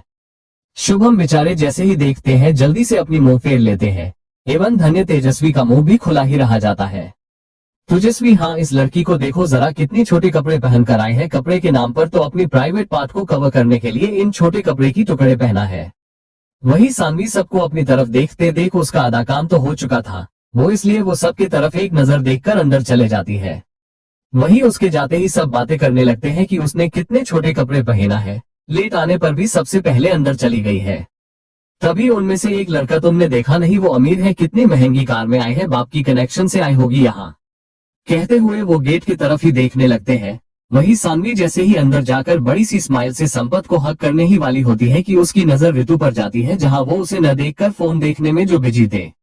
संपत जैसे ही सानवी को देखते हैं, सानवी को देखकर आ गए तुम, सानवी ऋतु से अपनी नजरें फेर कर हाँ कहते हुए जैसे उसे हक करने वाली होती है कि संपत एक कदम पीछे होकर, काम के टाइम सिर्फ काम ही करो, परसों जो भी हमारे बीच हुआ वो वही भूल जाओ, अपनी काम पर ज्यादा ध्यान दो। सानवी को ये अच्छा तो नहीं लगता है मगर ओके कहती है। वही संपत अपनी ऋतु की तरफ देखकर, देख ऋतु ये वही जिसके बारे में बोल रहा था। जैसे ही ऋतु ये सुनते हैं अपनी फोन से अपनी सर उठाकर जैसे ही उसे देखते हैं, उनका यकीन सच ही था, उसकी दोस्त ने उसके लिए ही बात किया है। वही सानवी तो खुश थी, उसके बारे में दो हैंडसम लड़के बात कर रहे हैं, उसके लिए यही काफी था। संपत से क्या बात कर रहे थे मेरे बारे में, लेकिन ऋतु संपत से जानबूझकर क्या कह रहता, तो हमने बहुत बातें की, तो ये लड़की कुछ सोचकर याद करने का अच्छा नाटक करते हुए, हाँ वही ना तू कह रहता कि एक लड़की तेरे साथ बिना कोई पहचान के सो चुकी है, बहुत ही घटिया है, हीरोइन बांधने के लिए किसी के साथ भी सोने के लिए रेडी हो जाती है। जैसे ही ऋतु ये कहते हैं संपत कसकर आंखें बंद कर लेते हैं। सानवी का तो पूरा चेहरा ही कल पड़ जाता है, उसे क्या कहना है, क्या करना, कैसे रिएक्ट करना है, कुछ समझ में आता ही नहीं। संपत बात को संभालते हुए, हाँ वो सब छोड़, ये है वैसे क्या नाम है तुम्हारा? सानवी थी तो बेशरम लड़की ऋतु के बातों को ज्यादा दिल पर लेती ही नहीं, लेगी भी कैसे, उसके पास तो दिल है ही नहीं, वरना वो मिहिर को इतना हर्ट ही नहीं करती। वही सानवी जल्दी से अपना नाम बता देती। संपत टिक है, चलो एक्ट करके दिखाने को कहते हैं। सानवी को कुछ रोल देते हैं। सानवी उसे अच्छे से करके दिखा देती है। सानवी टिक ही करती है। जिस काम के लिए वो घर से भाग कर आए हैं वो काम उसे बहुत अच्छा तो नहीं, लेकिन टिक से करके दिखा देती है। जीत ने लोग इसे पहले एक्ट किया है, उसे अच्छा तो सानवी करती है। संपत टिक था लेकिन उतना भी अच्छा नहीं था, थोड़े बहुत एक्सप्रेशन टिक से देना। प्रैक्टिस कर लेना, तुम ही हो हीरोइन इसमें, इसका ध्यान रखना। कुछ दिन टाइम है शूटिंग में, अच्छे से प्रैक्टिस कर लेना इस सब की। एंड अगर तुमने टिक से एक्सप्रेशन देना सीखा नहीं तो मुझे हीरोइन चेंज करने में भी टाइम नहीं लगेगा। कहते ही सानवी सीख लूंगी, thank you so much. Sampat टिक है, अब तुम जाओ, मुझे तुमसे बेटर को ही मिलेगा, तो तुम तो गई समझो, मुझे और भी एडिशन लेना है, जाओ। सानवी वो तो नहीं होगा, मुझसे अच्छा तो कोई करेगा ही नहीं, मैं भी यही बैठकर देखूंगी कौन मुझसे अच्छा करेगा, कहते हुए वही बैठ जाते हैं। संपत उसे देखकर इतना भी ओवर कॉन्फिडेंट होना अच्छी बात नहीं है। सानवी मैं ऐसे ही हूँ, कहते हुए ऋतु के साइड में बैठ जाती है। ही ऋतु जी, आप तो मुझे जानकर अनजान बनने अच्छा नाटक कर लेते हैं। जैसे ही संपत ये सुनते हैं, क्या तुम दोनों एक दूसरे को जानते हो? ऋतु कुछ बोल पाते, सानवी ही बीच में, हाँ जानते हैं ना ऋतु जी। ऋतु संपत की तरफ देख, मैं नहीं जानता, इसे जय बहुत अच्छे से जानता है ऐसे कॉल गर्ल को। जैसे ही संपत ये सुनते हैं उनकी तो हंसी ही निकल जाती है। वही सानवी गुस्से, आप ऐसे कैसे बोल सकते हैं? ऋतु उसे देखकर क्यों गुस्सा आया है, क्या वो क्या है ना, सच कड़वा ही होता है। होना तुम कॉल गर्ल, काम तो वही करती हो। और प्लीज मुझसे ज्यादा बात मत करना, मैं ऐसी लड़की को देखते ही नहीं बात करना, तो दूर की बात दूर रहना मुझसे। कहते हुए वहां से थोड़ा दूर जाकर बैठ जाते हैं। संपत तो एक एक करके एडिशन करने लगते हैं, लेकिन अब तक संपत को सानवी से बेटा एक्ट करने वाला मिला ही नहीं। पूरी शाम ही हो जाती है, तेजस्वी का टाइम आ जाता है, जिसे देखकर तेजस्वी धन्य को हक करती। धन्य मुस्कुराकर ऑल द बेस्ट बोलते ही तेजस्वी अंदर चले जाती है।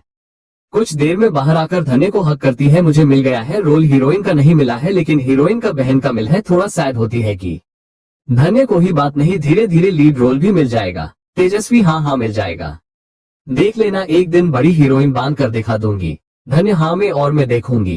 तेजस्वी थोड़ा तो टच अप कर लो, तुमने भरी आ जाएगा, ऐसे ही चले जाओगे क्या? धन्य मैं थोड़ी ना हीरोइन बनने जा रही हूँ जो मुझे अच्छा दिखना पड़ेगा। डांस के लिए मेकअप की क्या जरूरत है, बस मेरी मूव टिक होना चाहिए। तेजू ये बात भी है। तभी धन्य का टर्न आता है, तेजस्वी को हक करती है धन्य। तेजस्वी याद से गार्ड से पूछ लेना, दो तरफ एडिशन चल रहा है, एक तरफ डांस के लिए नए कोरियोग्राफर का है एंड दूसरी तरफ कास्टिंग चल रहा है, वहां गार्ड से पूछ कर ही जाना। धन्य टिक है कहकर अंदर जाती है। जैसे ही अंदर जाती है वहां उसे कोई गार्ड दिखाई नहीं देता है, इसलिए वो कास्टिंग के रूम में चले जाती है। जैसे ही अंदर जाती है कि ऋतु को वहां देखकर उसके फेस पर स्माइल आ जाती है। वही संपत जैसे ही धन्य को देखते हैं वो तो बस देखते ही रह जाते हैं। जितने भी लड़कियां आज उन्होंने देखा है वो सब एक तरफ, धन्य एक तरफ थी। कुछ लड़कियां तो बहुत छोटे कपड़े पहन कर आए हैं एंड कुछ ज्यादा ही मेकअप लगा कर आए हैं।